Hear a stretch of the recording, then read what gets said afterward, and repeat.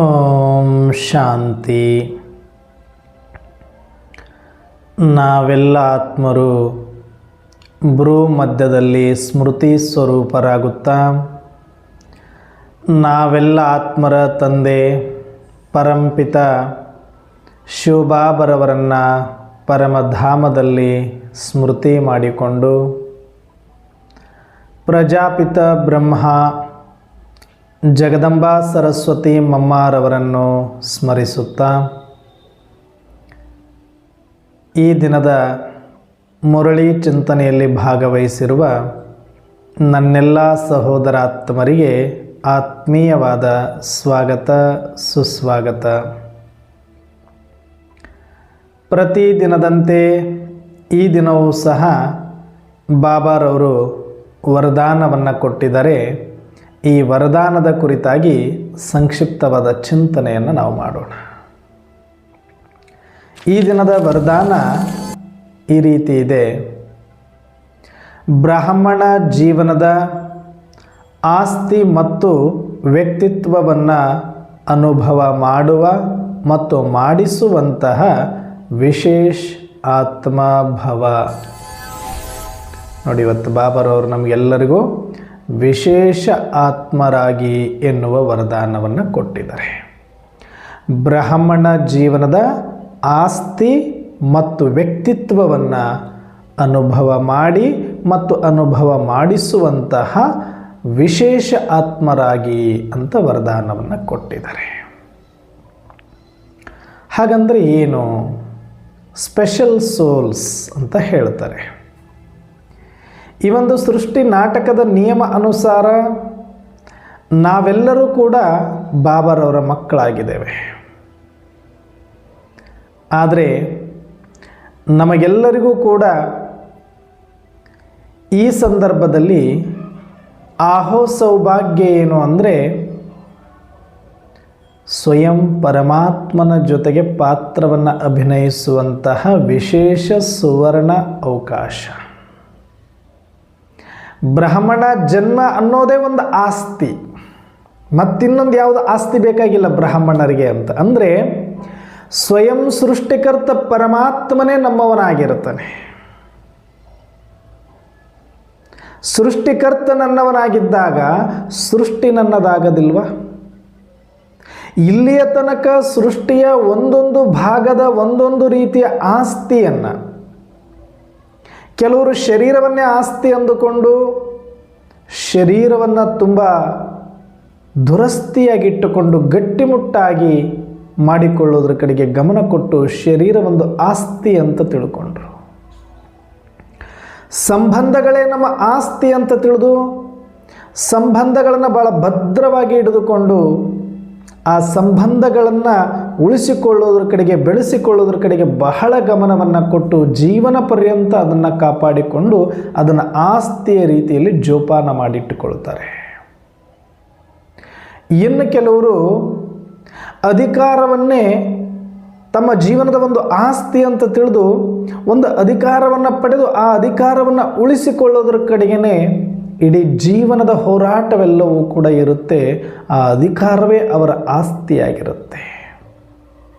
ಇನ್ನು ಕೆಲವರಿಗೆ ಪದವಿಗಳು, ಪದವಿ ಏನೆಲ್ಲ ಇದ್ದಾವೆ ಅವುಗಳಲ್ಲಿ ಒಂದಷ್ಟು ಒಳ್ಳೆ ರೀತಿಯ ವಿದ್ಯೆಯನ್ನು ಸಂಪಾದನೆ ಮಾಡಿಕೊಂಡು ಒಂದು ಒಳ್ಳೆ ಪೊಸಿಷನ್ನಲ್ಲಿ ಇರಬೇಕು, ಅದೇ ನನಗೆ ಆಸ್ತಿ ಅಂತ ಅದನ್ನು ಕಾಪಾಡಿಕೊಳ್ಳುತ್ತಾರೆ. ಇನ್ನು ಕೆಲವರು ಹಣ, ಮನೆ, ಸೈಟು, ಕಾರು, ಅನೇಕ ರೀತಿಯ ಸಾಧನಗಳನ್ನು ಖರೀದಿಸಿ ಎಲ್ಲ ವಸ್ತು ವಿಷಯಗಳನ್ನು ತಮ್ಮ ಆಸ್ತಿ ಅಂತ ಭಾವಿಸಿ ಆ ಪ್ರಾಪರ್ಟಿಯ ಕಡೆಗೆ ಗಮನವನ್ನು ಕೊಡುತ್ತಾರೆ. ಆ ಸ್ಥೂಲವಾದ ಭೌತಿಕವಾದ ಆ ಒಂದು ಆಸ್ತಿಯನ್ನು ತಮ್ಮ ಜೀವನದ ಸೌಭಾಗ್ಯದ ತಮಗೆ ದೊರೆತಿರುವ ಆಸ್ತಿ ಅಂತ ಅದನ್ನು ಕಾಪಾಡಿಕೊಳ್ಳೋದ್ರ ಕಡೆಗೆ ಇಡೀ ಜೀವನ ಪರ್ಯಂತ ತಮ್ಮ ಜೀವಿತ ಅವಧಿಯನ್ನು ಸವಿಸ್ತಾ ಬರ್ತಾರೆ. ಇವೆಲ್ಲವೂ ಕೂಡ ಪ್ರಕೃತಿಯಲ್ಲಿ ಸಿಗಬಹುದಾಗಿರತಕ್ಕಂಥ ಸ್ಥೂಲ ಶರೀರ, ಸಂಬಂಧ, ಅಧಿಕಾರ, ಆಸ್ತಿ, ಅಂತಸ್ತು ಇವೆಲ್ಲವೂ ಕೂಡ ಸ್ಥೂಲವಾಗಿರುವಂಥದ್ದು ಮತ್ತು ಕ್ಷಣಿಕವಾಗಿರುವಂಥದ್ದು. ಅಬ್ಬಬ್ಬ ಅಂದರೆ ಇದು ಒಂದು ಜನ್ಮಕ್ಕೆ ಸೀಮಿತ ಆಗಿರುತ್ತಷ್ಟೇ. ಎಷ್ಟು ಆಸ್ತಿ ಗಳಿಸಿದನ ಮನುಷ್ಯ, ಊಟ ಬಿಟ್ಟು ನಿದ್ರೆ ಬಿಟ್ಟು ಇಡೀ ಜೀವನ ಪರ್ಯಂತ ಹೋರಾಟವನ್ನು ಮಾಡಿ ಸಾಕಷ್ಟು ದೊಡ್ಡ ಸಾಮ್ರಾಜ್ಯವನ್ನೇ ಕಟ್ಟಿಕೊಂಡ್ಬಿಟ್ಟಿದ್ದಾನೆ ಅಂತಂದರೆ ಎಲ್ಲಿಯ ತನಕ ಅಂದರೆ ಈ ಒಂದು ಪಿಂಡಾಂಡದೊಳಗಡೆ ಉಸಿರಾಡುವ ತನಕ. ಉಸಿರು ನಿಂತ ಮೇಲೆ ಇದು ಎಲ್ಲ ಬೇರೆಯವರ ಪಾಲಾಗೋಗ್ಬಿಡುತ್ತೆ. ಇದು ಸ್ಥೂಲ ಆಸ್ತಿಯ ಒಂದು ಕ್ಷಣಿಕತೆಯನ್ನು ಸಾಬೀತು ಮಾಡುತ್ತೆ. ಒಂದು ಜನ್ಮನೂ ಸಂಪೂರ್ಣವಾಗಿ ಅದು ನಮಗೆ ಜೊತೆಯನ್ನು ಕೊಡೋದಿಲ್ಲ, ಸುಖವನ್ನು ಕೊಡೋದಿಲ್ಲ. ಅಷ್ಟು ವಿನಾಶಿಯಾಗಿರತಕ್ಕಂಥ ಆಸ್ತಿಯ ಕಡೆಗೆ ಇಡೀ ಜಗತ್ತಿನ ಸರ್ವ ಮನುಷ್ಯಾತ್ಮರ ಗಮನ ಇವತ್ತು ಹೋಗ್ತಾ ಇರೋದು. ಅದರಿಂದ ಓಡ್ತಾ ಇರೋದು, ಹಣದ ಹಿಂದೆ, ಅಧಿಕಾರದ ಹಿಂದೆ ಜನ ಓಡ್ತಾ ಇದ್ದಾರೆ. ಎಷ್ಟು ಅಂದರೆ ಅದಕ್ಕಾಗಿ ತನ್ನ ಜೀವನೂ ಕೂಡ ಕಳ್ಕೊಂಡು ಬಿಡಬಹುದು, ಅಷ್ಟು ಅರಿವಿಲ್ಲದಂತೆ ಅದರ ಹಿಂದೆ ಬಿದ್ದಿದ್ದಾರೆ. ಅದನ್ನು ಪಡಿಬೇಕು, ಅಷ್ಟಾದರೆ ಇನ್ನಷ್ಟಾದರೆ ಮತ್ತಷ್ಟು ಅನ್ನುವ ರೀತಿಯಲ್ಲಿ ಅದರ ಹಿಂದೆ ದುಂಬಾಲು ಬಿದ್ದು ಹೋಗ್ತಿದ್ದಾರೆ. ಆದರೆ ಇಲ್ಲಿಯ ತನಕ ನಮಗೂ ಕೂಡ ವಿಧಿ ಇಲ್ಲದೆ ಈ ಸೃಷ್ಟಿಯ ಒಂದು ಭಾಗವನ್ನೇ ನಾವು ನಮ್ಮ ಆಸ್ತಿಯನ್ನಾಗಿ ಮಾಡಿಕೊಂಡು ಅನುಭವಿಸುವಂಥ ಅನಿವಾರ್ಯತೆ ಇರೋದರಿಂದ ನಾವುಗಳು ಅದೇ ಮಾಡ್ತಾ ಬಂದಿದ್ವಿ.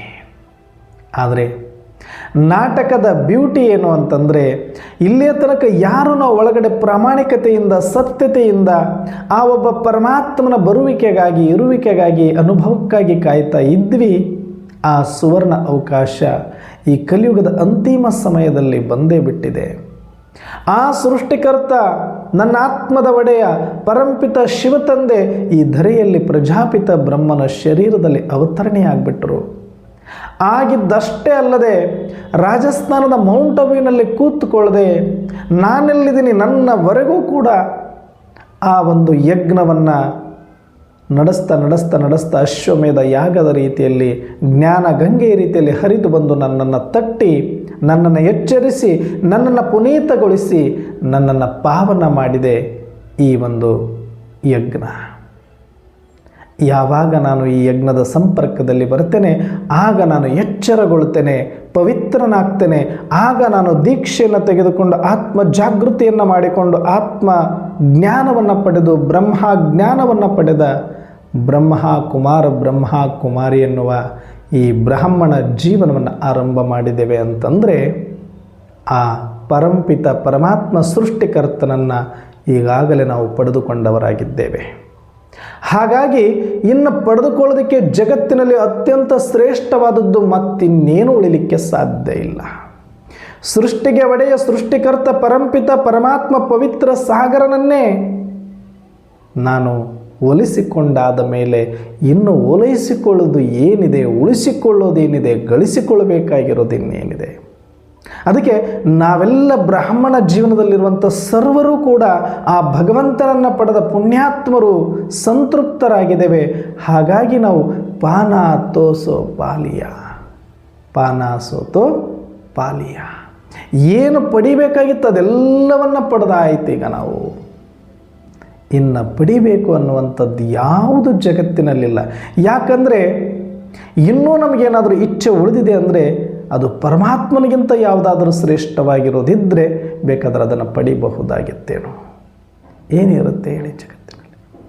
ಪರಮಾತ್ಮನನ್ನು ಬಿಟ್ಟು ಪರಮಾತ್ಮನಿಗಿಂತ ಶ್ರೇಷ್ಠವಾಗಿರುವಂಥದ್ದು ಇನ್ಯಾವುದು ಈ ಜಗತ್ತಿನಲ್ಲಿ ಇಲ್ಲದೇ ಇರೋದರಿಂದ ಈಗಾಗಲೇ ನಾನು ಅತಿ ಶ್ರೇಷ್ಠವಾದ ಪರಮ ತಂದೆ ಪರಮಾತ್ಮನನ್ನು ಪಡೆದಾಗಿದೆ ಅಂದ ಮೇಲೆ ನನ್ನ ಬ್ರಾಹ್ಮಣ ಜೀವನನೇ ಒಂದು ಆಸ್ತಿ.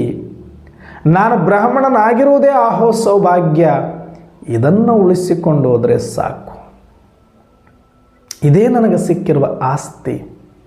ಈ ಒಂದು ಸಂತುಷ್ಟತೆಯೇ ಈ ಬ್ರಾಹ್ಮಣ ಜೀವನದ ಆಸ್ತಿ ಅಂತ ಇವತ್ತು ಬಾಬರವರು ತಿಳಿಸಿದ್ದಾರೆ. ಯಾರು ನಾವು ಬಾಬರವರನ್ನು ಪಡೆದುಕೊಂಡಿದ್ದೇವೆ, ಆತ್ಮ ಜಾಗೃತಿಯನ್ನು ಮಾಡಿಕೊಂಡಿದ್ದೇವೆ, ತ್ರಿಕಾಲ ಜ್ಞಾನವನ್ನು ಅರ್ಥ ಮಾಡಿಕೊಂಡಿರುವೆವು, ನಾವೆಲ್ಲರೂ ಕೂಡ ಈಗ ಸಂತೃಪ್ತ ಆಗಿಬಿಡಬೇಕು. ಈಗ ನಾವು ಅತೃಪ್ತ ಆದರೆ ಇನ್ನು ಜಗತ್ತಿನಲ್ಲಿ ಯಾರೂ ಕೂಡ ನಮ್ಮನ್ನು ತೃಪ್ತಿಪಡಿಸಲಿಕ್ಕೆ ಸಾಧ್ಯನೇ ಇಲ್ಲ. ಯಾಕಂದರೆ ಆ ಸಂತೃಪ್ತ ಆನಂದ ಸಾಗರನೇ ನನ್ನಾತ ಆಗಿರುವಾಗ, ನನ್ನ ಕಣ್ಣು ತೆರೆಸಿರುವಾಗ, ನನ್ನ ಜೊತೆ ಇರುವಾಗ ನಾನು ತೃಪ್ತಿ ಪಡಲಿಕ್ಕೆ ಬರಲಿಲ್ಲ. ನಾನು ಶಾಂತ ಆಗಲಿಕ್ಕೆ ಬರಲಿಲ್ಲ, ನಾನು ಸಂತುಷ್ಟ ಆಗಲಿಲ್ಲ ಅಂದರೆ ನನ್ನನ್ನು ಸಂತುಷ್ಟಪಡಿಸುವ ಮತ್ಯಾವ ಔಷಧಿಯು ಜಗತ್ತಿನಲ್ಲಿ ಇರಲಿಕ್ಕೆ ಸಾಧ್ಯ ಇಲ್ಲ. ಜಗತ್ತಿನ ಪರಮ ಔಷಧಿ ಪರಮಪಿತ ಪರಮಾತ್ಮನೇ ಬಂದು ಆ ದಿವ್ಯಾಮೃತವನ್ನು ಕುಡಿಸಿ ಆನಂದದಲ್ಲಿ ತೇಲಾಡಿಸ್ತಾ ಇದ್ದಾರೆ ಅಂದರೆ ಈಗಲೂ ನಾವು ಸಂತುಷ್ಟ ಆಗದೆ ಹೋದರೆ ಇನ್ಯಾವಾಗ? ಅದಕ್ಕೆ ಈಗಿಲ್ಲದಿದ್ದರೆ ಇನ್ನೆಂದಿಗೂ ಇಲ್ಲ ಅಂತ ಮಮ್ಮಾರವರು ಅವಾಗ ಹೇಳ್ತಾ ಇದ್ರು, ದಾದಿಯರು ಹೇಳ್ತಾ ಇದ್ರು. ಅದಕ್ಕೆ ಬ್ರಾಹ್ಮಣ ಜೀವನ ಅಂದರೆ ಸಂತುಷ್ಟ, ಇನ್ನು ಯಾವುದೂ ನಮ್ಮ ಲೀಸ್ಟಲ್ಲಿ ಬೇಕು ಅನ್ನೋದಿಲ್ಲ. ಅದಕ್ಕೆ ಬೇಕು ಅನ್ನೋ ಪದನೇ ನಮ್ಮ ಡಿಕ್ಷ್ನರಿಲಿ ಇಲ್ಲ, ಅಷ್ಟು ನಾವು ಪಡೆದಾಗಿದೆ. ಈಗ ನಮ್ಮ ಡಿಕ್ಷ್ನರಿಲೇ ಇರಬಾರ್ದದು, ಬೇಕು ಅನ್ನೋದು ಗೊತ್ತೇ ಇಲ್ಲ ನಮಗೆ. ಏನು ಬೇಕು ಅಂದರೆ ಆ ಪರಮಾತ್ಮ ಬೇಕಾಗಿತ್ತು, ಅವರು ನಮಗೀಗ ಸಿಕ್ಕಾಗಿದೆ. ಇನ್ನೇನು ನಾನು ಪಡಿಬೇಕಾಗಿರೋದಿಲ್ಲ. ಪಾನ ಸೋತು ಪಾಲಿಯ, ಪಡಿಬೇಕಾಗಿದ್ದೆಲ್ಲವನ್ನ ಪಡೆದಾಯಿತು. ಪರಮಾತ್ಮ ಸಿಕ್ಕ, ಸ್ಮೃತಿ ಸಿಕ್ಕಿತು, ನನ್ನ ಆತ್ಮ ಅಂತ ಗೊತ್ತಾಯಿತು. ಪರಮಾತ್ಮ ಸಿಕ್ಕಿದರೆ ಶಾಂತಿ ಸಿಕ್ಕಿತು, ಆತ್ಮದ ಸ್ವಧರ್ಮ ಶಾಂತಿ. ಪರಮಾತ್ಮ ಸಿಕ್ಕಿದರೆ ಸಪ್ತ ಗುಣಗಳು ನನಗೆ ಸಿಕ್ಕಿದೆ, ಜ್ಞಾನ, ಪವಿತ್ರತೆ, ಸುಖ, ಶಾಂತಿ, ಆನಂದ, ಪ್ರೇಮ, ಶಕ್ತಿ. ಪರಮಾತ್ಮ ಸಿಕ್ಕಿದರೆ ಆ ಪರಮಧಾಮದ ನೆಲೆಯ ಸ್ಮೃತಿ ನನಗೆ ಸಿಕ್ಕಿದೆ. ಪರಮಾತ್ಮ ಸಿಕ್ಕಿದರೆ ಅವಿನಾಶಿಯ ಧೈರ್ಯ ನನಗೆ ಸಿಕ್ಕಿದೆ. ಪರಮಾತ್ಮ ಸಿಕ್ಕಿದರೆ ಅನಾದಿಯ ಅನುಭೂತಿ ನನಗೆ ಸಿಕ್ಕಿದೆ. ಪರಮಾತ್ಮ ಸಿಕ್ಕ ಮೇಲೆ ನಾನು ಆನಂದಭರಿತನಾಗಿದ್ದೇನೆ, ಪ್ರೇಮ ಭರಿತನಾಗಿದ್ದೇನೆ, ನಾನು ಬಹಳ ಆರೋಗ್ಯವಂತನಾಗಿದ್ದೇನೆ, ಅನಾದಿಯಾಗಿದ್ದೇನೆ, ಸಂತುಷ್ಟನಾಗಿದ್ದೇನೆ. ಈ ಸಂತುಷ್ಟತೆ ಇದ್ದರೆ ಮಾತ್ರ ನಾನು ಬ್ರಾಹ್ಮಣ ಅಂತ ಹೇಳ್ಬೋದು. ಅದಕ್ಕೆ ಇವತ್ತು ಬಾಬರವರು ವರದಾನದಲ್ಲಿ ಇದನ್ನು ಹೇಳುತ್ತಿದ್ದಾರೆ. ಬ್ರಾಹ್ಮಣ ಜೀವನದ ಆಸ್ತಿ ಮತ್ತು ವ್ಯಕ್ತಿತ್ವವನ್ನು ಅನುಭವ ಮಾಡಿ ಮತ್ತು ಅನುಭವ ಮಾಡಿಸುವಂಥವರು ವಿಶೇಷ ಆತ್ಮ ಆಗಬೇಕು ನೀವು. ಸ್ಪೆಷಲ್ ಯಾರು ಅಂದರೆ ಇದನ್ನು ಸದಾ ಕಾಲಕ್ಕಾಗಿ ಸ್ಮೃತಿ. ಯಾವಾಗೋ ನಾವು ಜ್ಞಾನಕ್ಕೆ ಬಂದು ಹೊಸದರಲ್ಲಿ ಈ ಜ್ಞಾನ ಹೊಸದಾಗಿ ತಿಳಿದುಕೊಂಡಾಗ ಸುಖ ಪಟ್ಟಿದ್ದೀವಿ, ಖುಷಿ ಪಟ್ಟಿದ್ದೀವಿ. ಬಾಬನ ಮನೇಲಿ ಇದ್ದಾಗ ಖುಷಿ ಪಟ್ಟಿದ್ದೀವಿ, ಮೌಂಟ್ ಅಬುಗೆ ಹೋದಾಗ ಸಂತುಷ್ಟರಾಗಿದ್ದೀವಿ ಅಂತ ಅಲ್ಲ. 24/7 ಆಜೀವ ಪರ್ಯಂತರ. ಆಜೀವ ಪರ್ಯಂತರ ಇನ್ಶೂರೆನ್ಸ್ ಮಾಡಿಸ್ತಾರಲ್ಲ, ಹಾಗೆ ನಮಗೀಗ ಇನ್ಶೂರೆನ್ಸ್ ಆಗೋಗಿದೆ. ಯಾವುದು ಅಂದರೆ ಸದಾ ಸಂತುಷ್ಟವಾಗಿರೋ ಇನ್ಶೂರೆನ್ಸ್. ಇದು ಖಾಲಿ ಆಗೋದಿಲ್ಲ, ಆಜೀವ ಪರ್ಯಂತರ.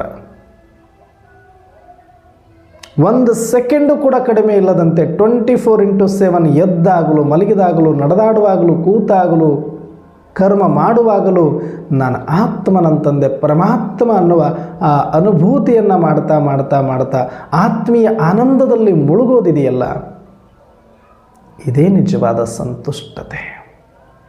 ಅದಕ್ಕೆ ಬಾಬರವರು ಹೇಳ್ತಾರೆ, ನೀವು ಬ್ರಾಹ್ಮಣರಾದ ಮೇಲೆ ಮಾಂಗನೆ ಸೆ ಮರಣ ಬಲ ಅಂತ ಹೇಳ್ತಾರೆ. ಭಿಕ್ಷುಕರ ಥರ ಬೇಡುವವರಲ್ಲ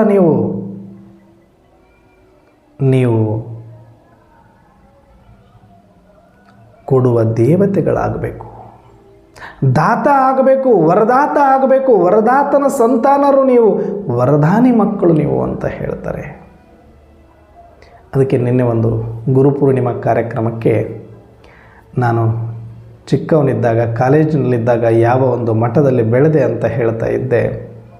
ಆ ಸಿದ್ಧಾರೂಢ ಮಠದ ಸಂಪ್ರದಾಯದಲ್ಲಿ ಶಾಂತಾಶ್ರಮ ಅಂತ ರಾಯಚೂರಿನಲ್ಲಿ ಈಗಿರುವಂಥದ್ದು, ಲಿಂಗಸೂರಿನಿಂದ ಸ್ಥಳಾಂತರಗೊಂಡು ರಾಯಚೂರಿನಲ್ಲಿ ಶಾಂತಾಶ್ರಮ ಇದೆ.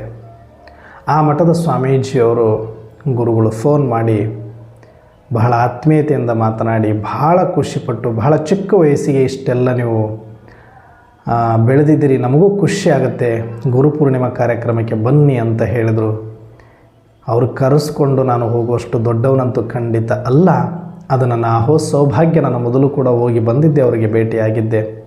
ಅದೇ ತೆರನಾಗಿ ಅವರ ಆಹ್ವಾನದ ಮೇರೆಗೆ ಮತ್ತು ನನ್ನ ಕರ್ತವ್ಯದ ಆಧಾರದ ಮೇಲೆ ನಾನು ಗುರುಪೂರ್ಣಿಮೆಯ ದಿನ ರಾಯಚೂರಿನಲ್ಲಿ ಕಾರ್ಯಕ್ರಮಕ್ಕೆ ಹೋಗಿದ್ದೆ.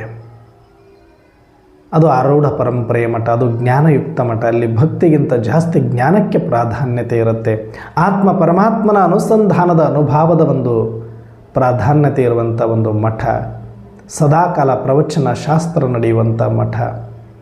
ಅಂಥ ಒಂದು ಬಹಳ ಶಾಸ್ತ್ರವನ್ನು ತಿಳಿದು ವಾಕ್ಚಾತುರ್ಯವನ್ನು ಪಡೆದು ಸುಮಾರು 3 ಸ್ಟೇಟುಗಳಲ್ಲಿ 3 ರಾಜ್ಯಗಳಲ್ಲಿ ಅವರ ಭಕ್ತವೃಂದವನ್ನು ಹೊಂದಿರತಕ್ಕಂಥ ಬಹಳ ದೊಡ್ಡ ಗುರುಗಳು ಅವರು ಮಠಕ್ಕೆ ಹೋದಾಗ ಬಹಳ ಆತ್ಮೀಯವಾಗಿ ಬರಮಾಡಿಕೊಂಡು ತಮ್ಮ ಜೊತೆಗೆ ಇಟ್ಟುಕೊಂಡು ತಮ್ಮ ಜೊತೆಗೆ ಕೂಡಿಸಿಕೊಂಡು ಬಹಳ ವಯಸ್ಸಿನಲ್ಲಿ ಚಿಕ್ಕವರಾದರೂ ಕೂಡ ನಮಗೆ ಅದಕ್ಕಿಂತ ಹೆಚ್ಚಾಗಿ ಇವತ್ತು ಪ್ರಾಧಾನ್ಯತೆಯನ್ನು ಕೊಟ್ಟು ಆಶೀರ್ವಾದ ಮಾಡಿದ್ದಾರೆ. ಮತ್ತು ಅವರು ಬಳಸಿದರು. ಸುಮಾರು ಜನ ಹಿರಿಯರು ಕೂಡ ಅಲ್ಲಿ ಬಂದಿದ್ದರು. ಅವರಿಗೆಲ್ಲ ಶಾಸ್ತ್ರಿಗಳು ಅಂತ ಕರೆದ್ರು. ಯಾರೆಲ್ಲ ಪ್ರವಚನ ಮಾಡ್ತಾರೆ ಅವರನ್ನು ಶಾಸ್ತ್ರಿಗಳು ಅಂತ ಕರೆದು ಬಿಡೋದು ಭಾಳ ಸುಲಭ. ಆದರೆ ಶರಣ ಅಂತ ಕರಿಬೇಕು ಅಂದರೆ ಆ ಒಂದು ಆಧ್ಯಾತ್ಮಿಕ ಮಾರ್ಗದಲ್ಲಿ ಒಂದಷ್ಟು ಸಾಧನೆ, ಒಂದಷ್ಟು ಮಹತ್ವ ಬೇಕೇ ಬೇಕಾಗತ್ತೆ. ಹಾಗಾಗಿ ಶರಣ ಅಂತ ಸಂಬೋಧಿಸೋದಕ್ಕೂ ಶಾಸ್ತ್ರಿ ಅಂತ ಸಂಬೋಧಿಸೋಕ್ಕೂ ವ್ಯತ್ಯಾಸ ಇರುತ್ತೆ. ಶಾಸ್ತ್ರಿಗಳು ಅಂತಂದರೆ ಸಾಮಾನ್ಯವಾಗಿ ಎಲ್ಲರೂ ಹಂಗೆ ಇರ್ತಾರಂತಲ್ಲ, ಆಲ್ಮೋಸ್ಟ್ 90% ಶಾಸ್ತ್ರಿಗಳು ಅಂದರೆ ಅವರೊಂದು ಪ್ರವಚನ, ಪುರಾಣ, ಯಾವುದೋ ಒಂದು ಕಥನ ಏನೋ ಒಂದು ಮಾಡಿ ಅದರಿಂದ ಒಂದು ದಕ್ಷಿಣೆಯನ್ನು ನಿರೀಕ್ಷೆ ಮಾಡ್ತಾರೆ ಮತ್ತು ದಕ್ಷಿಣೆಯನ್ನು ಅವರಿಗೆ ಕೊಡಲಾಗತ್ತೆ. ಅವರನ್ನು ಶಾಸ್ತ್ರಿಗಳು ಅಂತ ಕರೀತಾರೆ. ಶರಣ ಅಂತಂದರೆ ಆತ ಪ್ರವಚನ ಮಾಡೋದಾಗಲಿ, ಭಗವಂತನ ಬಗ್ಗೆ ಮಾತಾಡೋದಾಗಲಿ, ಚಿಂತನೆ ಮಾಡೋದಾಗಲಿ, ಸತ್ಸಂಗ ಮಾಡೋದಾಗಲಿ ತನ್ನ ಸೇವೆಯ ಒಂದು ಜೀವಾಳದ ಅಂಗವನ್ನಾಗಿ ಮಾಡ್ಕೊಂಡ್ಬಿಟ್ಟಿರ್ತಾರೆ ಸೇವೆಯನ್ನು. ಹಾಗಾಗಿ ಅವರು ಯಾವತ್ತೂ ಕೂಡ ಬೇಡುವವರೆಲ್ಲ ಕೊಡುವವರು ಅನ್ನೋ ದೃಷ್ಟಿಯಲ್ಲಿ ಇದ್ದವರಿಗೆ ಮಾತ್ರ ಶರಣ ಅಂತ ಬಳಸ್ತಾರೆ. ಅಂಥ ಒಂದು ವೇದಿಕೆಯಲ್ಲಿ ನನಗೆ ಶರಣ ಅಂತ ಸಂಬೋಧನೆ ಮಾಡಿದರು. ಎಷ್ಟೋ ಜನ ಹಿರಿಯರಿದ್ದರು, ಶಾಸ್ತ್ರಿಗಳಂತ ಕರೆದರು. ವ್ಯತ್ಯಾಸ ಸ್ಪಷ್ಟ ಇರುತ್ತೆ. ಶಾಸ್ತ್ರಿಗಳು ಅಂದರೆ ಕೈ ಹಿಂಗಿರುತ್ತೆ, ಶರಣ ಅಂದರೆ ಕೈ ಹಿಂಗಿರುತ್ತೆ. ಇಷ್ಟೇ ವ್ಯತ್ಯಾಸ. ಎಲ್ಲರೂ ಅಂತಲ್ಲ, ಕೆಲವರು. ಹಾಗಾಗಿ ಬಾಬರವರು ಹೇಳೋದು ಮಾಂಗನೇಸೆ ಮರಣಬಲ. ಆಧ್ಯಾತ್ಮಿಕಕ್ಕೆ ಜೀವನಕ್ಕೆ ನಾವು ಬಂದಿದ್ದೀವಿ ಅಂದರೆ ಭಾಳ ಜನ ಕೇಳ್ತಾರೆ, ಹೆಂಗೆ ನಡೀತದಣ್ಣವ್ರೆ, ಹೆಂಗೆ ಮಾಡ್ತೀರಿ ನೀವು ಡ್ಯೂಟಿ ಬಿಟ್ಟುಬಿಟ್ಟಿರಿ? ನಾನು ಯಾವಾಗ ಡ್ಯೂಟಿ ಬಿಟ್ಟಿನಿ ಅದಕ್ಕಿಂತ ಹೆಚ್ಚಾಗಿ ಆಮೇಲೆ ಅದ್ರ ಬಗ್ಗೆ ಕೇಳೋದೇ ಜಾಸ್ತಿ ಆಯಿತು. ಯಾರು ಈ ಒಂದು ಆಧ್ಯಾತ್ಮಿಕ ಮಾರ್ಗಕ್ಕೆ ಬರ್ತಾರೆ ಅಂತಂದರೆ ಸರಳ ಜೀವನವನ್ನು ಮತ್ತು ಸಂತುಷ್ಟ ಜೀವನವನ್ನು ಆಯ್ಕೆ ಮಾಡಿಕೊಂಡಿದ್ದಾರೆ ಅಂತ ಅರ್ಥ. ಮತ್ತು ಅವರು ಯಾವುದರ ಮೇಲೆ ಆಧಾರಿತ ಆಗಿ ಜೀವನ ನಡೆಸೋದಿಲ್ಲ. ನಿರಾಧಾರ ಆಗಿ ತನ್ನ ಮೇಲೆ ತಾನು ಆಧಾರಿತನಾಗಿ ಯಾರು ತನ್ನ ಆತ್ಮವಿಶ್ವಾಸದ ಮೇಲೆ ನಂಬಿಕೆಯನ್ನು ಇಟ್ಟು ಈ ಜೀವನವನ್ನು ಸಮರ್ಪಣೆ ಮಾಡಿಕೊಂಡಿರ್ತಾರೆಯೋ ಆತ ಸದಾಕಾಲ ನಿರ್ಭಯವಾಗಿರ್ತಾನೆ, ನಿಶ್ಚಿಂತವಾಗಿರ್ತಾನೆ. ಯಾಕೆ ಅಂತಂದರೆ ಆತ ಜಗತ್ತಿನಿಂದ ಯಾವುದನ್ನು ನಿರೀಕ್ಷೆ ಮಾಡೋದಿಲ್ಲ. ಒಂದು ಚೂರು ಡ್ರಾಮಾದಿಂದ ನಾವು ನಿರೀಕ್ಷೆ ಮಾಡೋದಿಲ್ಲ. ಇದು ಬೇಕು, ಒಂದೊತ್ತಾದರೆ ಊಟ, ಒಂದು ಮಲಗಲಿಕ್ಕೆ ಜಾಗ, ಹಾಕ್ಕೊಳ್ಳೋಕ್ಕೊಂದು ಜೊತೆ ಬಟ್ಟೆ, ಇಷ್ಟು ಮಾತ್ರ ಆತ ಆ ಟೈಮಿಗೆ ಅದು ನೋಡ್ಕೊಳ್ತಾನೆ ಅಷ್ಟೇ. ಅದು ಎಲ್ಲಿರ್ತಾನಲ್ಲ ಅಷ್ಟು ಬಿಟ್ಟರೆ ಹೆಚ್ಚಿಂದ ಯಾವುದು ಕೂಡ ತಲೆ ಕೆಡಿಸ್ಕೊಳ್ಳೋಕೆ ಹೋಗೋದಿಲ್ಲ. ಹೆಚ್ಚಿಂದ ಏನೂ ಬೇಕಾಗಿಲ್ಲ. ಹಂಗೂ ಬೇಕಾಗಿದ್ದರೆ ಅದು ಸೇವಾರ್ಥವಾಗಿ ಬೇಕಾಗುತ್ತೆ ಬಿಟ್ಟರೆ ಆತನ ಸಾಧಕನಿಗೆ ಇನ್ಯಾವುದೂ ಬೇಕಾಗಿಲ್ಲ. ಹಂಗೆ ಬೇಕಾಗಿದ್ದರೆ ಆತ ಸಾಧಕ ಅಂತ ಅನ್ನಿಸ್ಕೊಳ್ಳೋದು ಇಲ್ಲ. ಹಾಗೇನಾದ್ರೂ ಆತ ಇದು ಬೇಕು ಅದು ಬೇಕು, ಇದಿಲ್ಲ ಅಂದ್ರೆ ನಡೆಯೋದಿಲ್ಲ, ಅದಿಲ್ಲ ಅಂದ್ರೆ ನಡೆಯೋದಿಲ್ಲ ಅಂದ್ರೆ ಮತ್ತೆ ಆತ ಬೇಡಬೇಕಾಗಿ ಬರುತ್ತೆ. ಇರುವುದೆಲ್ಲವನ್ನ ಬಿಟ್ಟು ಇಲ್ಲಿ ಬಂದು ಮತ್ತೆ ಇಲ್ಲಿ ಬೇಡ್ತಾ ಕೂತ್ಕೊಳ್ಬೇಕಾದಂಥ ಅನಿವಾರ್ಯತೆಯಲ್ಲಿ ಸಿಕ್ಕಾಕ್ಕೊಳ್ತಾನೆ. ಅದಕ್ಕೆ ಯಾವತ್ತೂ ಕೂಡ ನಾವು ಬೇಡಬಾರದು ಅಂದರೆ ಒಳಗಡೆ ಸಂತುಷ್ಟತೆ ಇರಬೇಕಾಗತ್ತೆ. ನಾನು ಏನು ಪಡಿಬೇಕಾಗಿತ್ತು ಈ ಜೀವನದಲ್ಲಿ ಅದನ್ನು ಪಡೆದಾಯಿತು, ಏನು ಅನುಭವ ಮಾಡಬೇಕಾಗಿತ್ತು ಅದನ್ನು ನಾನು ಅನುಭವ ಮಾಡ್ತಾ ಇದ್ದೀನಿ ಅನ್ನುವಂಥ ಸ್ಪಷ್ಟತೆ ಬಂದಾಗ ಜಗತ್ತಿನಿಂದ ಯಾವುದೊಂದು ಕೂಡ ನಿರೀಕ್ಷೆ ಮಾಡೋದಿಲ್ಲ.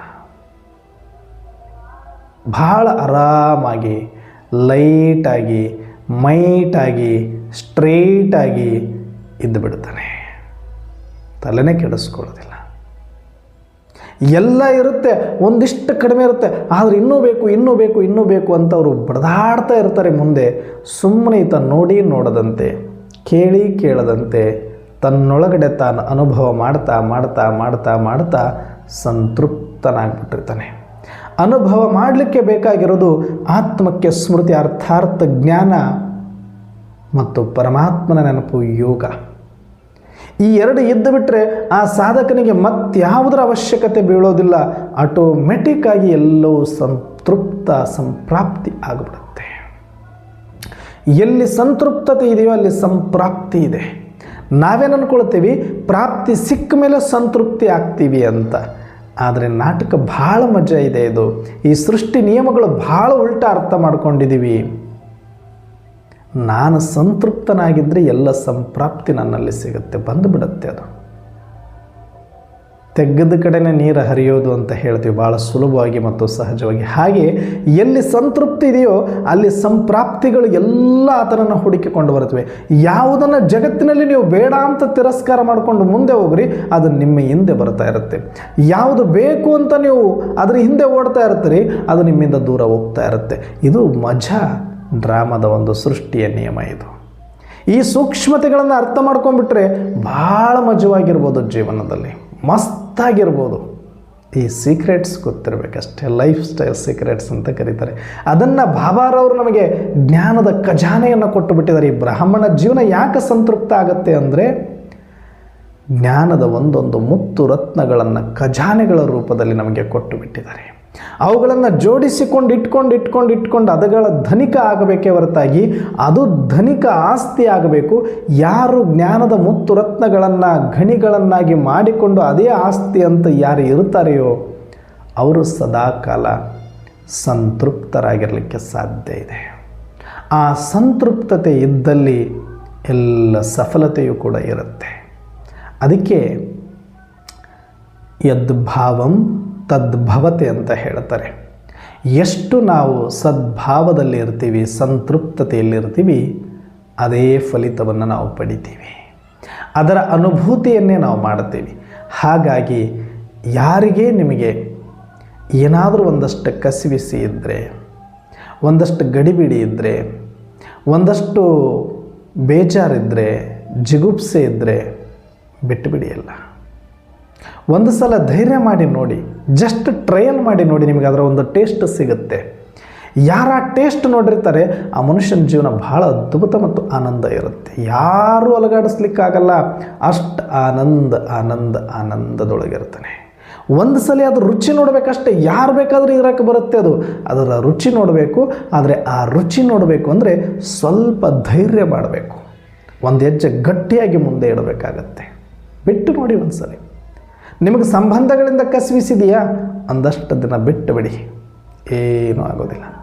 ಅವರಿಲ್ಲ ಅಂದ್ರೂ ಪ್ರಪಂಚ ಇರುತ್ತೆ, ನೀವಿಲ್ಲ ಅಂದ್ರೂ ಪ್ರಪಂಚ ಇರುತ್ತೆ. ಅವರಿಂದನೂ ಪ್ರಪಂಚ ಇಲ್ಲ, ನಿಮ್ಮಿಂದನೂ ಪ್ರಪಂಚ ಇಲ್ಲ. ಅಷ್ಟೇ ಅಲ್ಲ, ನಿಮ್ಮಿಂದನೂ ಅವರಿಲ್ಲ, ಅವರಿಂದನೂ ನೀವಿಲ್ಲ. ಸಂಬಂಧಗಳು ನಿಮಗೇನಾದರೂ ತೊಂದರೆ ಕೊಟ್ಟರೆ ಕಣ್ಣು ಮುಚ್ಕೊಂಡು ಬಿಟ್ಟುಬಿಡಿ, ಏನೂ ನಷ್ಟ ಇಲ್ಲ. ನೋಡಿ ಮಜ್ಜೆ. ಎಲ್ಲಿ ನೀವು ಕಳ್ಕೊಂಡಿದ್ರಿ, ಯಾವ ಸಂಬಂಧಗಳ ಭಯ, ಯಾವುದು ಬಿಟ್ಟೋಗ್ಬಿಡುತ್ತೋ, ಹಾಳಾಗ್ಬಿಡುತ್ತೋ, ಏನಾಗ್ಬಿಡುತ್ತೋ ಅನ್ನೋ ಭಯ ಇರುತ್ತಲ್ವ, ನೀವು ಒಂದು ಸಲ ಅದನ್ನು ಬಿಟ್ಟು ನೋಡಿ, ಅಲ್ಲೇ ಆತ್ಮೀಯತೆ, ಅಲ್ಲೇ ಪ್ರೀತಿ, ಅಲ್ಲೇ ಸಂಬಂಧ ಗಟ್ಟಿಯಾಗೋದು, ಅಲ್ಲೇ ಸಂತೃಪ್ತಿ ಪ್ರಾಪ್ತಿಯಾಗೋದು.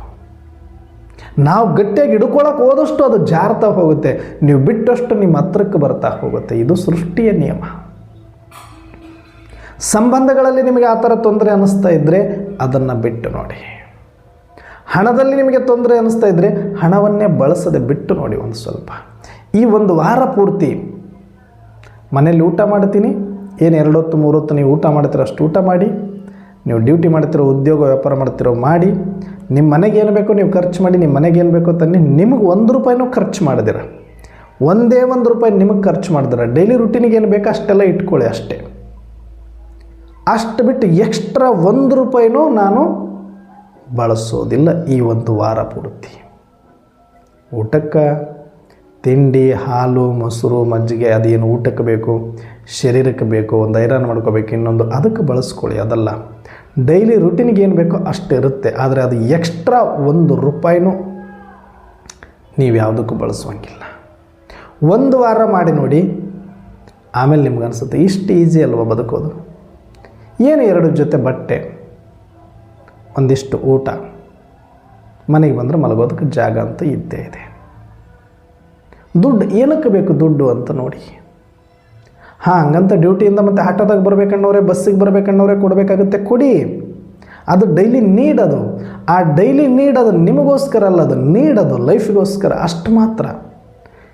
ಎಕ್ಸ್ಟ್ರಾ ತಿನ್ನೋದಕ್ಕೆ, ತಿರುಗೋದಕ್ಕೆ, ನೋಡೋದಕ್ಕೆ, ಕುಡಿಯೋದಕ್ಕೆ ಇದು ಏನಾದರೂ ಮಾಡ್ತಾ ಇದ್ರಿ ಅಂದರೆ ದಿನದಲ್ಲಿ ಅದು ಕಂಪ್ಲೀಟ್ ಕಟ್ ಮಾಡಿ ನೋಡಿ. ₹1 ಎಕ್ಸ್ಟ್ರಾ ನನಗೆ ಬೇಕಿಲ್ಲ, ನಾನು ಬದುಕಬಹುದು, ದುಡ್ಡಿಲ್ಲದೆ ನಾನು ಬದುಕಬಹುದು ಅಂತ 1 ವಾರ ಪ್ರಯತ್ನ ಪಟ್ಟು ನೋಡಿ. ಮಸ್ತ್ ಇರುತ್ತೆ ಲೈಫ್, ಭಾಳ ಮಜಾ ಇರುತ್ತೆ. ಆಮೇಲೆ ಅನಿಸುತ್ತೆ ದುಡ್ಡೇ ಬೇಕಿಲ್ವಲ್ಲ ಬದುಕೋದಕ್ಕೆ ಅಂತ ಒಂದು ಸಲ ಅನ್ನಿಸ್ಬಿಡುತ್ತೆ ನಮಗೆ. ಮಿನಿಮಮ್ ನೀಡು ಅದು ಪ್ರಕೃತಿಯಲ್ಲಿದ್ದ ಮೇಲೆ, ಶರೀರ ಇದ್ದ ಮೇಲೆ ಅಷ್ಟು ಇರುತ್ತೆ. ಆದರೆ ಆ ಮಿನಿಮಮ್ಮನ್ನೇ ನಾವು ಮಿನಿಮಮ್ ಅಂದ್ಕೊಂಡು ಅದನ್ನು ಮ್ಯಾಕ್ಸಿಮಮ್ ಮಾಡ್ಕೊಂಡ್ಬಿಟ್ಟು ಅದನ್ನೇ ಮಿನಿಮಮ್ ಅಂದ್ಕೊಂಡ್ಬಿಟ್ರೆ ಅದು ಮತ್ತೆ ದೌರ್ಭಾಗ್ಯ ಆಗಿಬಿಡುತ್ತೆ ನಮ್ಮದು. ಮಿನಿಮಮ್ ಅಂದರೆ ಮಿನಿಮಮ್ ಸರಳವಾಗಿರಬೇಕು.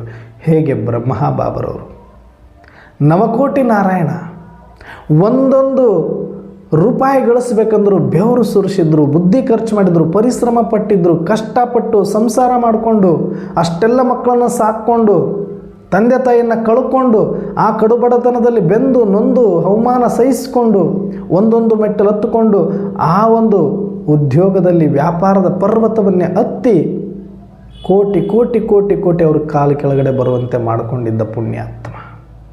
₹1 ವ್ಯಾಲ್ಯೂ ಗೊತ್ತಿತ್ತು ಅವರಿಗೆ.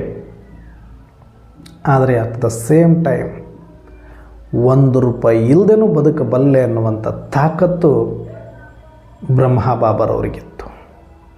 ಆದರೆ ಯಾಕೆ ಗಳಿಸಿದ್ರು?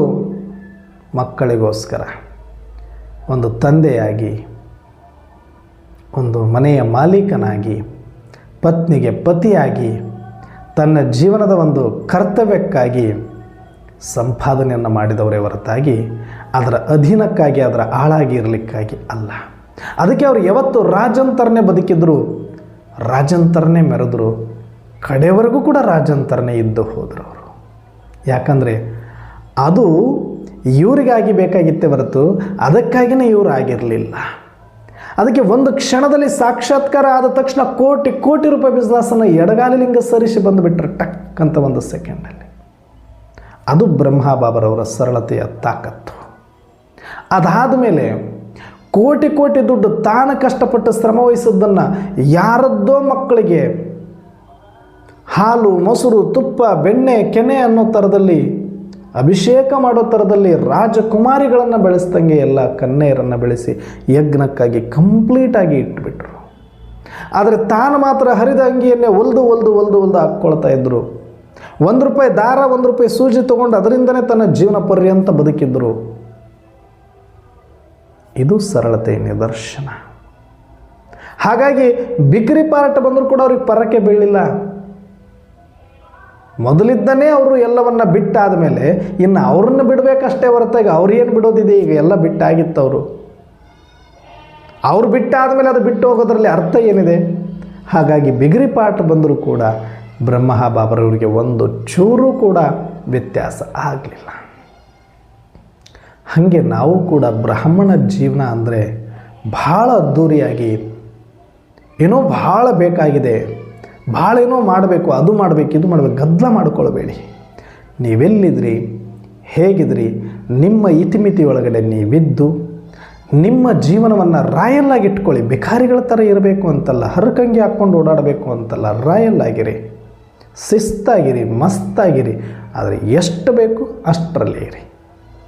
ಎಕ್ಸ್ಟ್ರಾ ಯಾವುದಕ್ಕೂ ಹೋಗಬೇಡಿ, ಎಕ್ಸ್ಟ್ರಾ ಏನು ನೋಡಬೇಡಿ, ಎಕ್ಸ್ಟ್ರಾ ಏನು ಕೇಳಬೇಡಿ, ಎಕ್ಸ್ಟ್ರಾ ಏನು ತಿನ್ನಬೇಡಿ, ಎಕ್ಸ್ಟ್ರಾ ಏನು ಕುಡಿಬೇಡಿ, ಎಕ್ಸ್ಟ್ರಾ ಏನು ತಿರುಗಬೇಡಿ. ಇಷ್ಟು ನೆನಪಿಟ್ಕೊಂಡು ನಿಮ್ಮ ಹತ್ರ ಏನೆಲ್ಲ ಎಕ್ಸ್ಟ್ರಾ ಇದೆಯೋ ಅದೆಲ್ಲವನ್ನು ಬೇಕಾದರೆ ಯಜ್ಞಕ್ಕೆ ಬಳಸಿ, ಬಾಬರವರ ಸೇವೆಗೆ ಬಳಸಿ, ನಿಮ್ಮ ಪುರುಷಾರ್ಥಕ್ಕೆ ಬಳಸಿ, ನಿಮ್ಮ ಸಾಧನೆಗೆ ಬಳಸ್ಕೊಳ್ಳಿ. ವೈಯಕ್ತಿಕವಾಗಿ ಬಳಸ್ಕೊಳ್ಬೇಡಿ. ಏನೇ ಹೆಚ್ಚಿಗಿದ್ರೂ ಕೂಡ ನಿಮ್ಮದು ಆಸ್ತಿ ಇದೆಯೋ, ಅಂತಸ್ತಿದೆಯೋ, ಅಧಿಕಾರ ಇದೆಯೋ, ವಿದ್ಯೆ ಇದೆಯೋ, ಹಣ ಇದೆಯೋ, ಬಂಗಾರ ಇದೆಯೋ, ಯಜ್ಞ ಸೇವೆಗಾಗಿ, ಆತ್ಮರ ಕಲ್ಯಾಣಕ್ಕಾಗಿ ಹಾಕಿ ಭಾಗ್ಯವನ್ನು ಪಡ್ಕೊಳ್ಳಿ. ಆದರೆ ನೀವು ಬದುಕೋದಕ್ಕಾಗಿ ಅದೆಲ್ಲ ಖಾಲಿ ಮಾಡಿದ್ರು ಯಾರು ಕೇಳಬೇಕಾಗಿಲ್ಲ, ಕೇಳೋದು ಇಲ್ಲ ನಿಮ್ಮನ್ನು. ಹೋಗ್ಬಿಡುತ್ತೆ ಅದಂಗೆ ನೀರಲ್ಲಿ ಹೋದಂಗೆ, ನೀರಲ್ಲಿ ಹೋಮ ಮಾಡ್ದಂಗೆ ಅಷ್ಟೇ. ಶರೀರಕ್ಕೆ ಅಷ್ಟೇ ಮಾಡಿ, ಸಂಬಂಧಕ್ಕೆ ಅಷ್ಟೇ ಮಾಡಿ, ಇವ್ರು ನಮ್ಮವ್ರಣ್ಣವ್ರೆ, ಅವ್ರು ನಮ್ಮವ್ರಣ್ಣವ್ರೆ, ಅಲ್ಲಿ ಕೊಟ್ಟರೆ ಏನು ಬರುತ್ತೆ, ಇಲ್ಲಿ ಕೊಟ್ಟರೆ ಏನು ಬರುತ್ತೆ ಅಂತ ಇಲ್ಲೇ ಇಡ್ತಾ ಹೋದರೆ ನಿಮ್ಮನ್ನು ಅಲ್ಲೇ ಇಟ್ಟು ಬಿಡ್ತಾರೆ ಆಮೇಲೆ ಅವರಷ್ಟೇ. ಅದಕ್ಕೆ ಸಿಂಪಲ್ಲಾಗಿ ಬದುಕೋದನ್ನು ಅಡಾಪ್ಟ್ ಮಾಡ್ಕೊಳ್ಳಿ, ಸಂತೃಪ್ತವಾಗಿರೋದು ಕಲ್ತ್ಕೊಳ್ಳಿ. ಸಾಕು ಅಂತ ಬನ್ನಿ, ನನಗೇನೂ ಬೇಡ ಏನೂ ಬೇಡ ಏನೂ ಬೇಡ ಅಂತ ಬನ್ನಿ. ಆ ಬೇಡ ಅನ್ನೋ ಪದದಲ್ಲೇ ಎಲ್ಲ ಇದೆ. ಸಾಕು ಅನ್ನೋ ಪದದಲ್ಲೇ ಸಮೃದ್ಧಿ ಇದೆ, ಸಂತೃಪ್ತಿ ಇದೆ. ಅದನ್ನು ಬಳಸಬೇಕಷ್ಟೇ ನಾವು. ಪ್ರತಿ ಓದ್ ಕಡೆಯಲ್ಲೂ ಸಾಕು ಸಾಕು ಸಾಕು ಈ ಮಾತು ಬಳಸಿ ಸ್ವಲ್ಪ ಜಾಸ್ತಿ. ಏನೇ ಇದ್ದರೂ ಸಾಕು ಅನ್ನೋದೊಂದು ಕಲ್ತು ಬಿಡ್ರಿ ಫಸ್ಟ್. ಆವಾಗ ಜೀವನ ಬಹಳ ಅದ್ಭುತವಾಗಿ ಸಂತೃಪ್ತವಾಗಿ ಇರುತ್ತೆ. ಅದಕ್ಕೆ ಬಾಬರವರು ಹೇಳ್ತಾರೆ, ಬ್ರಾಹ್ಮಣ ಜೀವನದ ಆಸ್ತಿ ಅಂದ್ರೇ ಸಂತೃಪ್ತತೆ, ವ್ಯಕ್ತಿತ್ವ ಅಂದರೆ ಪ್ರಸನ್ನತೆ ಅಂತ ಹೇಳ್ತಾರೆ. ಇವೆರಡನ್ನು ನೀವು ಅನುಭವ ಮಾಡಬೇಕು ಮತ್ತು ಅನುಭವ ಮಾಡಿಸಬೇಕು. ಪ್ರಸನ್ನತೆ ಅಂದರೆ ಒಳಗಡೆ ಏನಿದೆ, face is the index of the mind ಅಂತ ಹೇಳ್ತಾರೆ. ನಮ್ಮ ಮುಖವು ಮನಸ್ಸಿನ ಕನ್ನಡಿ ಅಂತ ಹೇಳ್ತಾರೆ. ಒಳಗಡೆ ಸಂತೃಪ್ತಿ ಇತ್ತು ಅಂದರೆ ಆ ಮುಖಮಂಡಲದೊಳಗಡೆ, ಆ ಮುಖಚರ್ಯದೊಳಗಡೆ ಆ ಒಂದು ಬ್ರೈಟ್ನೆಸ್, ಆ ಒಂದು ಮೈಟ್, ಆ ಒಂದು ಹೊಳಪು ಜಲಕ್ಕೆ ಕಾಣಿಸ್ತಿರುತ್ತೆ. ಒಂದು ಸ್ಮೈಲ್ ಹಿಂಗೆ ಬಂದು ಹೋಗುತ್ತೆ. ಎಲ್ಲಿ ಸಂತುಷ್ಟತೆ ಇದೆ, ಎಲ್ಲಿ ಸಂತೃಪ್ತತೆ ಇದೆ, ಅಲ್ಲಿ ಪ್ರಸನ್ನತೆ ಸದಾ ದೇವತೆಗಳ ಹಾಗೆ ಹೊಳಿತಾ ಇರುತ್ತೆ ಅವರ ಮುಖಗಳು. ನೋಡಿದರೆ ಮತ್ತೊಮ್ಮೆ ನೋಡಬೇಕು ಅನಿಸುತ್ತೆ. ಅವ್ರನ್ನ ನೋಡಿದರೆ ಎಲ್ಲರೂ ಕೂಡ ಒಂದು ಸಲ ಇವ್ರನ್ನ ನೋಡಿ ಹೋಗಬೇಕು ಅಂತ ಅನಿಸುತ್ತೆ. ಅಷ್ಟು ಒಂದು ಮುಖದಲ್ಲಿ ಒಂದು ಹೊಳಪು, ಒಂದು ತೇಜಸ್ಸು, ಒಂದು ಲವಲವಿಕೆ, ಒಂದು ಖುಷಿ, ಒಂದು ಪವಿತ್ರತೆ, ಒಂದು ಆತ್ಮೀಯತೆ, ಒಂದು ಆನಂದ ಅವ್ರ ಮುಖಮಂಡಲದಲ್ಲಿ ತುಂಬಿಕೊಂಡ್ಬಿಟ್ಟಿರುತ್ತೆ. ಅವರು ಎಲ್ಲಿ ನಡೀತಾರೆ, ಎಲ್ಲಿ ಓಡಾಡ್ತಾರೆ, ಯಾರು ಅವ್ರನ್ನ ನೋಡ್ತಾರೆ, ಅವರನ್ನು ಯಾರು ನೋಡ್ತಾರೆ, ಅವರೆಲ್ಲರೂ ಕೂಡ ಇದೇ ಅನುಭವ ಮಾಡ್ತಾರೆ. ಒಂದು ಪ್ರಸನ್ನತೆಯನ್ನು ಅನುಭವ ಮಾಡಬೇಕು. ಯಾವುದೋ ಒಂದು ದೇವಾತ್ಮನನ್ನು ನೋಡದಂತೆ ಅನ್ನಿಸಬೇಕು. ಆ ಥರ ನಮ್ಮ ಮುಖಚರ್ಯವನ್ನು ಇಟ್ಟುಕೊಳ್ಳೋದೇ ನಮ್ಮ ವ್ಯಕ್ತಿತ್ವ ಅಂತ ಹೇಳ್ತಾರೆ. ಇವರು ಬ್ರಾಹ್ಮಣ ಅಂತ ಗುರುತಿಸಬೇಕು ಅಂದರೆ ಏನೂ ಮಾಡಬೇಕಾಗಿಲ್ಲ, ಬರೀ ಮುಖ ನೋಡಿ ಹೇಳ್ಬಿಡ್ಬೋದು ಇವರು ಬಿಕೆ ಅಂತ. ಸಾಮಾನ್ಯವಾಗಿ ನೀವು ಮೌಂಟ್ ಅಬುಗೆ ಹೋದಾಗ ಅಬ್ಸರ್ವ್ ಮಾಡಿರ್ತೀರಿ ಆಲ್ಮೋಸ್ಟ್ ಎಲ್ಲರೂ ಕೂಡ. ಹೊಸಬ್ರು ಬಂದಾಗ ಭಾಳ ಜನ ನನಗೆ ಹೇಳಿದ್ರು, ಅಣ್ಣಂದರೆ ನೀವು ಬಿ ಕೆ ಅಂದರೆ ಏನು, ಬಂದ ಮೇಲೆ ಎಲ್ಲರೂ ಹಿಂಗಾಗಿರೋದ ಅಥವಾ ಎಲ್ಲರೂ ಇಂಥವ್ರನ್ನೇ ಆರಿಸ್ಕೊಂಡಿರೋದ ಭಗವಂತ ಅಂತ. ಯಾಕ್ರಿ ಏನು, ಎಲ್ಲರ ಮುಖ ನೋಡ್ರಿ ಹೆಂಗೆ ಹೊಳಿತಾ ಇದ್ದಾವೆ. ಇವರು ಎಲ್ಲೋ ಬೇರೆ ಲೋಕದಿಂದ ಬಂದುಬಿಟ್ಟಾರೇನ್ರಿ ಇವರು.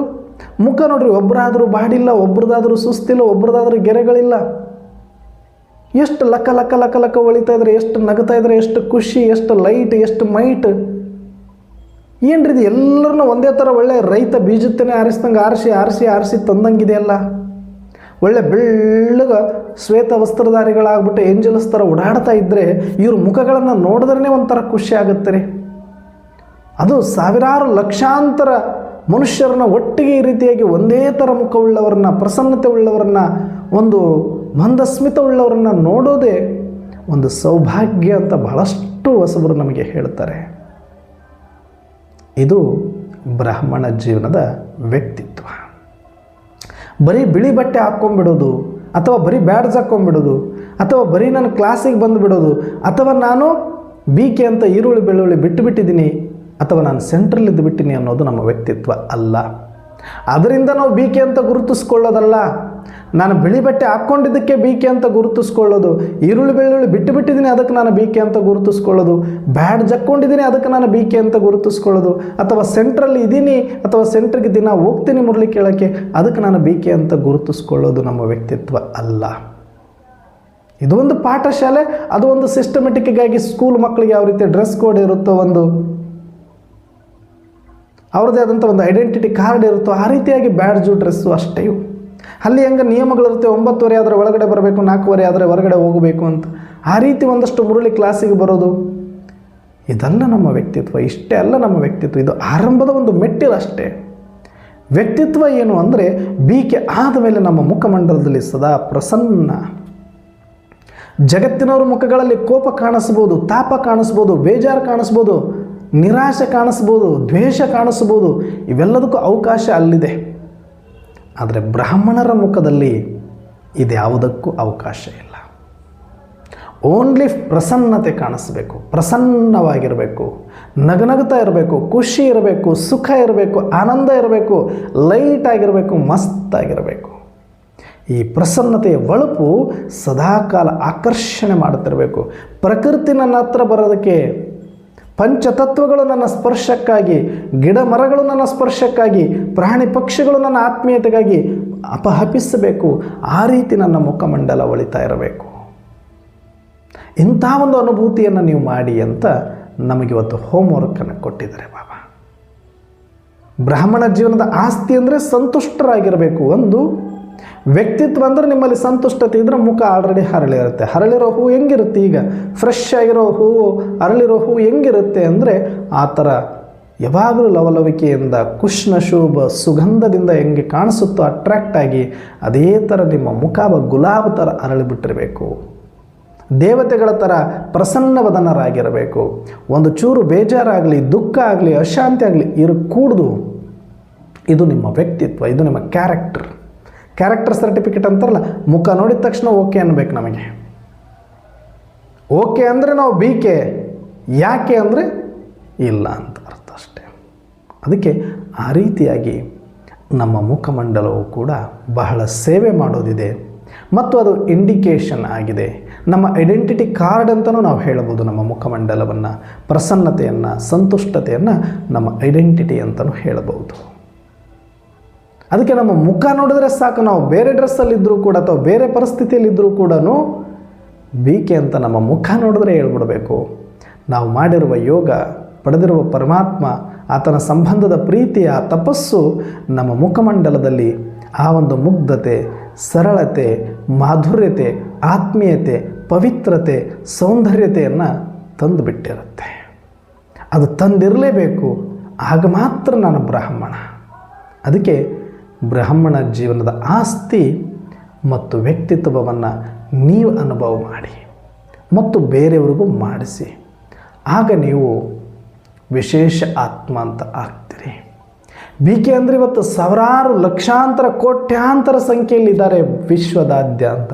ಅದರಲ್ಲೂ ಸ್ಪೆಷಲ್ ಆಗಬೇಕು ಅಂತಂದರೆ ಈ ಎರಡು ನಿಮ್ಮನ್ನು ಸದಾಕಾಲ ಪ್ರತಿಬಿಂಬಿಸಬೇಕು. ಒಂದು ಸಂತುಷ್ಟತೆ, ಇನ್ನೊಂದು ಪ್ರಸನ್ನತೆ. ಇದು ಎರಡೂ ಕೂಡ ನಿಮ್ಮಲ್ಲಿ ಯಾವಾಗ ಇರುತ್ತೋ ಆಗ ಮಾತ್ರ ನೀವು ನಿಜವಾದ ಸ್ಪೆಷಲ್ ಸೋಲ್ಸ್ ಆಗಿ, ಬಾಬಾರವರಿಗೆ ರೈಟ್ ಹ್ಯಾಂಡ್ ಮಕ್ಕಳಾಗಿ ವಿಶ್ವ ಸೇವೆಯನ್ನು ಮಾಡಲಿಕ್ಕೆ, ನಿಮಿತ್ತರಾಗಲಿಕ್ಕೆ ಸಾಧ್ಯವಾಗುತ್ತೆ. ಮತ್ತು ಬ್ರಾಹ್ಮಣ ಜೀವನಕ್ಕೆ ಬಂದು ಪರಮಾತ್ಮನನ್ನು ಪಡೆದಿದ್ದಕ್ಕೂ ಕೂಡ ಒಂದು ಅರ್ಥ ಬರುತ್ತೆ. ಒಂದು ಕಡೆ ಪರಮಾತ್ಮ ಸಿಕ್ಕಿದಾನೆ, ಪರಮಾತ್ಮ ಭೂಮಿಯಲ್ಲಿ ಬಂದಾನೆ ಅಂತ ಹೇಳೋದು, ಮಾತಿಗೂ ದ್ವೇಷ, ಮಾತಿಗೂ ಕೋಪ, ಮಾತಿಗೂ ದುಃಖ ಪಡೋದು, ಗಲಾಟೆ ಮಾಡೋದು, ಗಡಿಬಿಡಿ ಆಗೋದು ಮನೆಯಲ್ಲಿ ನೋಡ್ತಾರೆ, ಆಗಬಾಜು ನೋಡ್ತಾರೆ.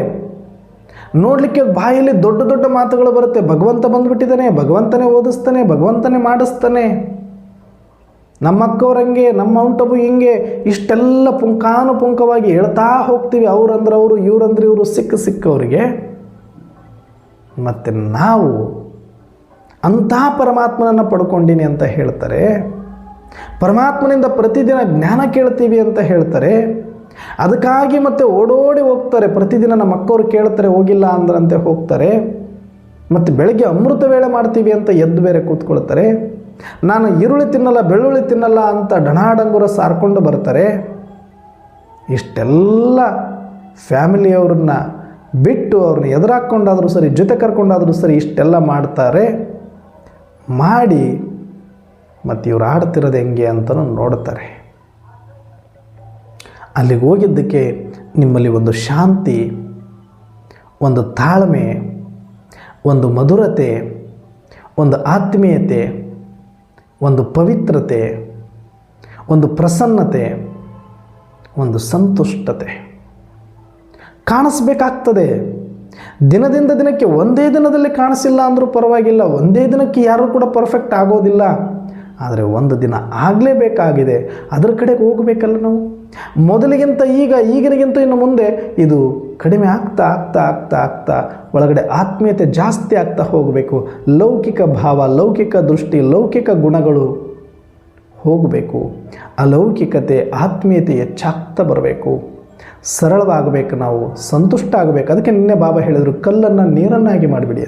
ಆದರೆ ನಾವೇ ಕಲ್ಲು ಥರ ಇನ್ನೂ ಗಟ್ಟಿಯಾಗಿದ್ದರೆ, ಸಿಕ್ಕವರಿಗೆ ಹೊಡಿತಾನೆ ಇದ್ದರೆ, ಮಾತುಗಳಿಂದ, ಕೋಪದಿಂದ, ದ್ವೇಷದಿಂದ, ಅಸೂಯದಿಂದ, ಅದರಲ್ಲೂ ಕೂಡ ಈ ಕಣ್ಣಲ್ಲಿ ನೀರಂತೂ ಎಂದು ಬರಬಾರದು ನಾವು ಬಾಬನ ಮಕ್ಕಳಿಗೆ.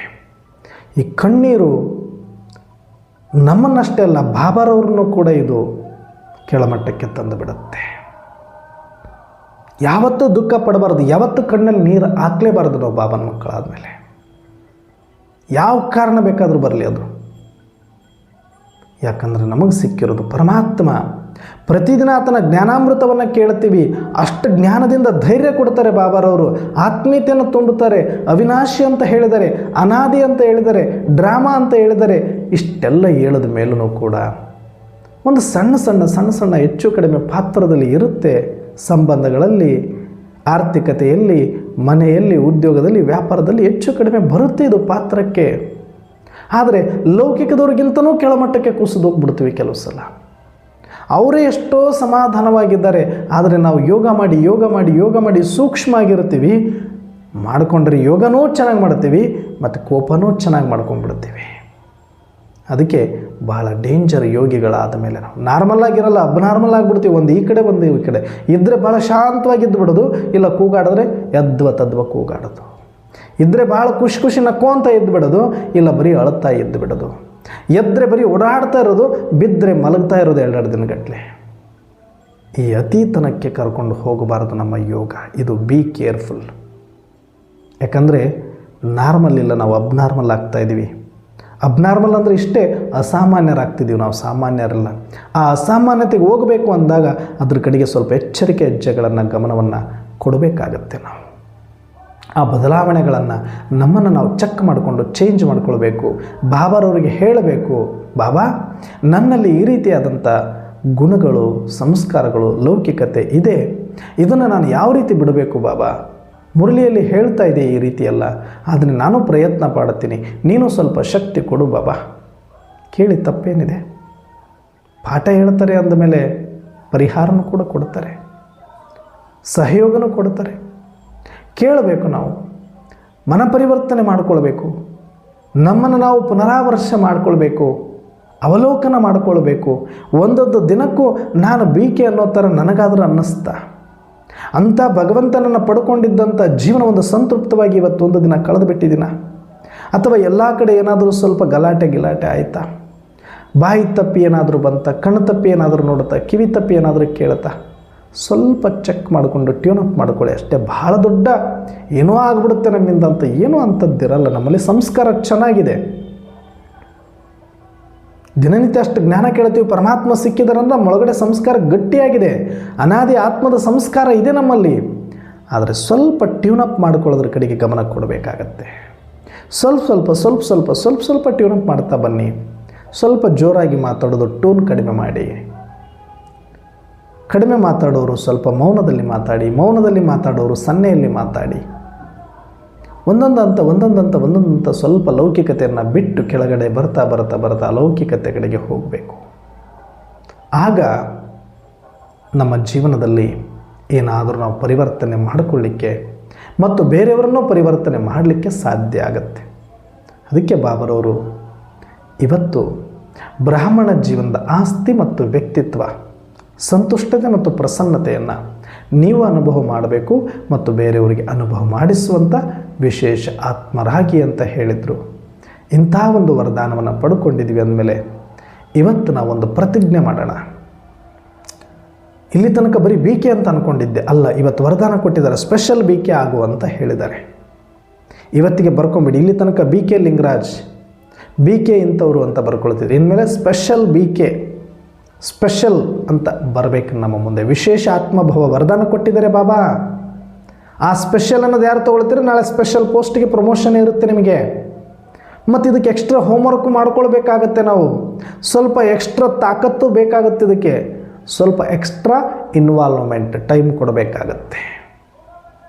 ಜ್ಞಾನ ಚಿಂತನೆ, ಯೋಗದ ಸಮಯ ಜಾಸ್ತಿ ಮಾಡಿಕೊಳ್ಬೇಕು, ಆತ್ಮಾವಲೋಕನ ಮಾಡಿಕೊಳ್ಬೇಕು, ಪರಾಮರ್ಶೆ ಮಾಡಿಕೊಳ್ಬೇಕು. ಸ್ವಲ್ಪ ಆದಷ್ಟು ಇವುಗಳನ್ನು ಬಳಸುವಾಗ ಎಚ್ಚರಿಕೆಯಿಂದ ಇರಬೇಕು. ಇದೆಲ್ಲ ಮಾಡಿಕೊಂಡು ಆ ಸಂತುಷ್ಟತೆ ಮತ್ತು ಪ್ರಸನ್ನತೆಯನ್ನು ಕಾಪಾಡಿಕೊಂಡ್ವಿ ಅಂದರೆ ಆ ಸ್ಪೆಷಲ್ ಅನ್ನೋದು ನಮಗೂ ಕೂಡ ಸಿಗುತ್ತೆ ಟೈಟಲ್. ಬರೀ ಬಿ ಕೆ ಅಲ್ಲ, ನಾನು ಸ್ಪೆಷಲ್ ಬಿ ಕೆ ಅಂತ ಇವತ್ತೇ ಬರೆದು ಬಿಡೋಣ ನಾವು. ಆ ಲಿಸ್ಟಲ್ಲಿ ನಮ್ಮದು ಬಾಬರವ್ರ ಲಿಸ್ಟ್ ಯಾರು ಸ್ಪೆಷಲ್ ಬಿ ಕೆ ಎಸ್ ಅಂತ ಇದ್ದಾರೆ ಅದರಲ್ಲಿ ನಮ್ಮದು ಹೆಸರು ನೋಂದಾವಣೆ ಮಾಡಿಸ್ಬಿಡೋಣ. ಮಾಡಿಸ್ಬೋದಲ್ವಾ? ಇರ್ತೀರಿ? ನಾನಂತೂ ಬರ್ಕೊಳ್ತೀನಿ ಇವತ್ತು. ಬಾಬರವ್ರಿಗೆ ಹೇಳ್ಬಿಟ್ಟು, ಬಾಬಾ ನಂದು ಬರೀರಿ, ಇಲ್ಲಿ ತನಕ ಬಿ ಕೆ ಲಿಂಗರಾಜ್ ಅಂತ ಬರ್ಕೊಂಡಿದ್ದೀನಿ, ಈಗ ಸ್ಪೆಷಲ್ ಬಿ ಕೆ ಲಿಂಗರಾಜ್ ಅಂತ ಬರ್ಕೊಳ್ಳೋಣ. ಅಣ್ಣವ್ರ ಇನ್ಮೇಲೆ ಎಲ್ಲರೂ ಹಂಗೆ ಕರಿಬೇಕಾಗಿಲ್ಲ. ಹಾಗಂತ ಸ್ಪೆಷಲ್ ಬಿ ಕೆ ಲಿಂಗರಾಜ್ ಅಂತ ಮತ್ತೆ ನಾನು ಎಲ್ಲ ಕಡೆ ಚೇಂಜ್ ಮಾಡಿಬಿಡ್ತಾರೆ ಅಲ್ಲ. ಬಾಬರವ್ರ ಡೈರಿಯಲ್ಲಿ ಚೇಂಜ್ ಮಾಡೋಣ. ಅಲ್ಲಿ ಚೇಂಜ್ ಮಾಡಿದ್ರೆ ಎಲ್ಲ ಕಡೆ ಚೇಂಜ್ ಆಗುತ್ತೆ. ಇಲ್ಲಿ ಮಾಡಿದ್ರೆ ನಾನು ಯಾರು ಬೇಕಾದರೂ ಮಾಡ್ಬೋದು. ಸ್ಪೆಷಲ್ ಹಾಕಿದ್ರೆ ಹಾಕ್ಬೋದು, ವೆರಿ ಸ್ಪೆಷಲ್ ಬೇಕಾದ್ರೆ ಹಾಕ್ಕೋಬೋದು. ನಾವು ನಮ್ಮ ಕೈಯಲ್ಲೇ ಇದೆ ಮೊಬೈಲು, ನಾವು ಹೆಂಗೆ ಬೇಕಾದ್ರೆ ಟೈಪ್ ಮಾಡ್ಕೊಳ್ಬೋದು. ಇದಲ್ಲ, ನೋಡೋರ ಕಣ್ಣಿಗೆ ನಾವು ಬಿ ಕೆ ಥರ ಇರೋಣ. ಒಳಗಡೆ ನಮ್ಮ ವ್ಯಕ್ತಿತ್ವ, ನಮ್ಮ ಪ್ರಸನ್ನತೆ, ನಮ್ಮ ಸಂತುಷ್ಟತೆ, ನಮ್ಮ ಅಚಲತೆ, ನಿಶ್ಚಯ ಹೆಂಗಿರಬೇಕು ಅಂದರೆ ಸ್ಪೆಷಲ್ ಲಿಸ್ಟಲ್ಲಿ ಬಾಬಾನೇ ಹಾಕ್ಕೊಂಡ್ಬಿಡ್ಬೇಕು ನಮ್ಮ ಟಕ್ ಟಕ್ ಟಕ್ ಅಂತ. ಈ ಲಿಸ್ಟ್ ಇಲ್ಲಿ ತನಕ ಇರುತ್ತೆ, ಅದು ಇನ್ನೂ ಫುಲ್ಲು ಬಾಬರವರು ಎಲ್ಲ ಮ್ಯಾಚ್ ಮಾಡಿರಲ್ಲ, ಇನ್ನೂ ಬರ್ತಾರೆ ಯಾರಾದರೂ ಅಂತ ಕಾಯ್ತಿರ್ತಾರೆ. ಟಕ ಟಕ ಟಕ ಸೇರ್ಕೊಂಡ್ಬಿಡ್ಬೇಕು ನಾವು ಅದು ಮುಗಿಯೋದ್ರೊಳಗಡೆ. ಆಮೇಲೆ ಎಲ್ಲರೂ ಸ್ಪೆಷಲ್ ಆಗಕ್ಕೆ ಬರ್ತಾರೆ, ಒಂದು ದಿನ ಬರುತ್ತೆ ಎಲ್ಲರೂ ಸ್ಪೆಷಲ್ ಆಗ್ತಾರೆ ಅವತ್ತು. ಆದರೆ ಆ ಡೈರಿ ಒಳಗಡೆ ಲಿಸ್ಟ್ ಮುಗಿದೋಗ್ಬಿಟ್ಟಿರ್ತೈತಿ. ಕ್ಲೋಸ್ ಅಂತ ಬರೆದ ಮೇಲೆ ನಾವು ಸ್ಪೆಷಲ್ ಆದ್ರ ಉಪಯೋಗ ಇಲ್ಲ. ಅದಕ್ಕೆ ಅಷ್ಟರ ಒಳಗಡೆ ನಾನು ಇವಾಗ ಸ್ಪೆಷಲ್ ಅಂತ ಇವತ್ತೇ ಬರೆದು ಬಿಡೋಣ. ಬಾಬಾ ಏನು ಬೇಕಾದ್ರೆ ಆಗ್ಬಿಡ್ಲಿ ಇನ್ನು ಮುಂದೆ. ಇನ್ನೆಷ್ಟು ದಿನ ಇದೆ ನನಗೆ ಗೊತ್ತಿಲ್ಲ. ಡ್ರಾಮಾ ಇವತ್ತು ಹೇಳಿದ್ರಲ್ಲ ಬಾಬಾ, ಯಾವಾಗ ವಿನಾಶ ಆಗುತ್ತೆ ಅದನ್ನೇ ಯಾಕೆ ನೋಡ್ತೀರಿ? ನಿಮ್ಮ ವಿನಾಶ ಯಾವಾಗ, ನಿಮ್ಮ ಅಂತಿಮ ಯಾವಾಗ, ಅದನ್ನು ನೋಡ್ಕೊಳ್ಳಿ ಸಾಕು ಅಂತ ಹೇಳಿದ್ದಾರೆ. ಹರ್ಗಡಿ ಅಂತಿಮ ಗಡಿ ಅಂತ ಪುರುಷಾರ್ಥ ಮಾಡಿ ಅಂತ ಮಮ್ಮಾರವರು ಹೇಳಿದ್ದಾರೆ. ಅದನ್ನೇ ಬಾಬಾ ಇವತ್ತು ಒತ್ತು ಕೊಟ್ಟು ಹೇಳಿದ್ದಾರೆ. ಸಮಯವನ್ನು ನೋಡಬೇಡಿ, ಯಾವಾಗ ವಿನಾಶ ಆಗುತ್ತಾ ಬಾಬಾ ಹೇಳ್ತಾನೆ ಇದ್ದೀರಿ. ಏನು ಬಾಂಬು ಬಿದ್ದು ಬಿಡುತ್ತೆ, ವಿನಾಶ ಆಗುತ್ತೆ ಪುಂಖಾನುಪುಂಖವಾಗಿ. ಅವತ್ತು ದಾದಿಗಳ ಕಾಲದಿಂದ ಹೇಳ್ತಾ ಬಂದರು. ಬ್ರಹ್ಮ ಹೋದರು, ಮಮ್ಮ ಹೋದರು, ದಾದಿ ಹೋದರು, ಎಲ್ಲರೂ ಹೋದರು ಬಾಬಾ. ಇನ್ನೂ ಏನೂ ಆಗಿಲ್ಲ, ಎಲ್ಲ ಆರಾಮಾಗಿದೆ, ಇನ್ನೂ ಚೆನ್ನಾಗೇ ಇದ್ದಾರೆ ಬಾಬಾ. ಇನ್ನೂ ಆ ಗ್ರಹ ಈ ಗ್ರಹ ಅಂತ ಓಡಾಡ್ತಾ ಮಸ್ತಾಗಿದ್ದಾರೆ ಬಾಬಾ. ಇದೇನು ಬಿಡು ಬಾಬಾ ಅಂತ ಅಂದ್ಕೊಂಡು ಅದ್ರ ಬಗ್ಗೆ ಲೆಕ್ಕ ಹಾಕ್ಕೊಂಡು ಕ್ಯಾಲ್ಕುಲೇಷನ್ ಹಿಸ್ಟ್ರಿ ತಗೊಂಡು ಕೂಡಬೇಡಿ. ನಿಮ್ಮ ಕ್ಯಾಲ್ಕುಲೇಷನ್ ನೋಡ್ಕೊಳ್ಳಿ ಫಸ್ಟ್, ನಿಮ್ಮ ಇತಿಹಾಸ ನೋಡ್ಕೊಳ್ಳಿ, ನಿಮ್ಮ ಪೋಸ್ಟ್ ಪೊಸಿಷನ್ ನೋಡ್ಕೊಳ್ಳಿ. ನಿಮ್ಮ ವಿನಾಶ ಯಾವಾಗಿದೆ ಯಾರಿಗೆ ಗೊತ್ತಿದೆ. ಅಷ್ಟರೊಳಗಡೆ ಏನಾದರೂ ಮಾಡಬೇಕು ಅನ್ನುವಂಥ ಗಮನ ಇರಬೇಕಾಗುತ್ತೆ ನಮಗೆ. ಅದಕ್ಕೆ ಇವತ್ತು special B K Lingaraj, special B K ನೀವು ಬರ್ಕೊಳ್ಳಿ. ಬಾಬನಿಗೆ ಹೇಳೋಣ, ಬರೆಸ್ಬಿಡೋಣ. ಇನ್ನೆಷ್ಟು ದಿನ ಇದೆ ಗೊತ್ತಿಲ್ಲ ಬಾಬಾ. ಯಾರು ಬೇಕಾದರೂ ಇರ್ಬೋದು, ಯಾರು ಬೇಕಾದರೂ ಬಿಟ್ಟು ಹೋಗ್ಬೋದು, ಏನು ಬೇಕಾದರೂ ಇರ್ಬೋದು, ಏನು ಬೇಕಾದ್ರೂ ನನ್ನ ಬಿಟ್ಟು ಹೋಗ್ಬೋದು. ಇವತ್ತಿನಿಂದ ಈ ಶರೀರ ಸಹಿತವಾಗಿ ನಾನು ನಿರಾಧಾರ ಆತ್ಮ. ನಾನು ಶರೀರದ ಮೇಲೇನೂ ಆಧಾರಿತನಾಗಿಲ್ಲದ ಸ್ಥಿತಿ ಈಗ ನಾನು ಮಾಡ್ಕೊಳ್ಳೋಕೆ ಹೊರಟಿದ್ದೀನಿ. ನನಗೆ ತಿಳುವಳಿಕೆ ಬಂದಾಗಿದೆ. ನಾನು ಅವಿನಾಶಿ, ನಾನು ಅನಾದಿ ಅಂತ ಗೊತ್ತಾಗಿ ಆಗೋಗಿದೆ. ಇನ್ನು ನಾನು ಎದುರು ಅವಶ್ಯಕತೆ ಇಲ್ಲ. ನಾನು ಯಾರ ಮೇಲೆ ಡಿಪೆಂಡೂ ಇಲ್ಲ. ಹೋದರೆ ಹಬ್ಬಬ್ಬ ಅಂದರೆ ಹೆಚ್ಚೇನು. ಅದಕ್ಕೆ ಒಂದು ಸಣ್ಣ ಮಗು ಒಂದು ಹಾಡು ಆಡಿತ್ತು ಮೊನ್ನೆ, ಬಹಳ ಖುಷಿ ಆಯಿತು ನನಗೆ. ಎಷ್ಟೆಷ್ಟೋ ಗ್ರಂಥಗಳು ಓದಿದಾಗ ಆ ಒಂದು ಧೈರ್ಯ, ಆ ಒಂದು ಸ್ಫೂರ್ತಿ ಸಿಗೋದಿಲ್ಲ. ಒಂದು ಸಣ್ಣ ಹುಡುಗಿ, ಒಂದು ಚಿಕ್ಕ ಮಗು, ಅದು ಒಂದು 6-7 ವರ್ಷದ ಮಗು ಇರಬೇಕು. ಆ ಮಗುವಿನ ಕೈಯಲ್ಲಿ ಆ ಹಾಡು ಯಾರು ಕೊಟ್ಟರು, ಅಥವಾ ಆ ಮಗುಗೆ ಎಲ್ಲಾದರೂ ಆ 2 ಲೈನು ನೋಡಿತ್ತು, ಆ 2 ಲೈನನ್ನೇ ಹಾಡು ಮಾಡ್ಕೊಂಡು ಆಡಿತು. ಏನು ಅಂದರೆ, ಏನಾಗಬಹುದು ಏನಾಗಬಹುದು ಏನಾಗಬಹುದು, ಸಾವಿಗಿಂತಧಿಕ ಇನ್ನೇನಾಗಬಹುದು ಅಂತ. ಅಂದರೆ ಯಾಕೆ ಚಿಂತೆ ಮಾಡ್ತೀವಿ ಮನುಷ್ಯನೇ ಅಂತ ಹೇಳ್ತಾ ಇದ್ದಾಗ ಈ 2 ಲೈನ್ ಸೇರಿಸಿದ್ರು ಅವರು ಲಾಸ್ಟಲ್ಲಿ. ಏನಾಗಬಹುದು ಏನಾಗಬಹುದು ಏನಾಗಬಹುದು, ಸಾವಿಗಿಂತಧಿಕ ಇನ್ನೇನಾಗಬಹುದು. ಏನಾಗ್ಬಿಡುತ್ತೆ ಹಬ್ಬಬ್ಬ ಅಂದರೆ, ಯವ್ ಸತ್ಯ ಯಪ್ ಸತ್ಯ ಹಂಗಾದು ಹಿಂಗಾತು, ದಿನ ಕೊರಗಿ ಸಾಯೋ ಬದಲಿಗೆ ಒಂದೇ ದಿನ ಸಾಯೋದು. ದಿನ ಯಾಕೆ ಸಾಯ್ತೀಯಾ? ಹಬ್ಬ ಬಂದರೆ ಏನು ಶರೀರ ಹೋಗುತ್ತೆ ತಾನೇ?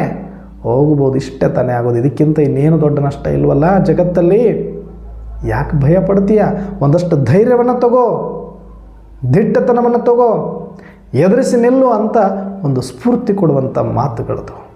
ನನಗೊಂದು ಸಲ ಬಡಿದು ಎಬ್ಬಿಸ್ದಂಗೆ ಆಗ್ಬಿಡ್ತದೆ. 2 ಲೈನು ಉಳಿದದ್ದು ಯಾವುದೂ ನಾನು ಕೇಳಿಸ್ಕೊಳಕ್ಕೆ ಹೋಗಿಲ್ಲ. ಆ 2 ಲೈನ್ ಮಾತ್ರ ಸರ್ರ ಅಂತ ಹಂಗೆ ಒಳಗಡೆ ಹೋಗ್ಬಿಡ್ತು. ಅವತ್ತಿನಿಂದ ನಾನು ಜಾಸ್ತಿ ಯಾವುದಕ್ಕೂ ತಲೆ ಕೆಡಿಸ್ಕೊಳ್ಳೋದಿಲ್ಲ. ಹಾಗೆ ಯಾವ್ಯಾವ ಟೈಮಲ್ಲಿ ಯಾರ್ಯಾರ ಮಾತು ಹೆಂಗೆ ಸ್ಫೂರ್ತಿ ಕೊಡುತ್ತೆ ಗೊತ್ತಾಗಲ್ಲ ನನಗೆ.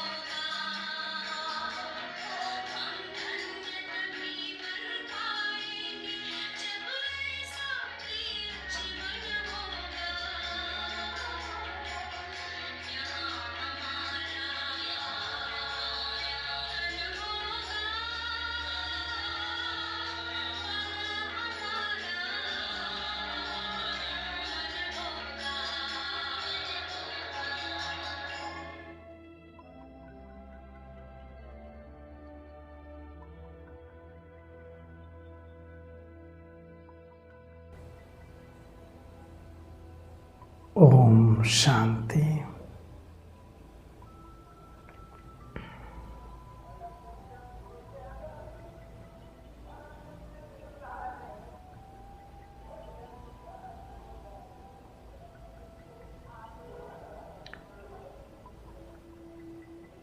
ಇಲ್ಲಿಯ ತನಕ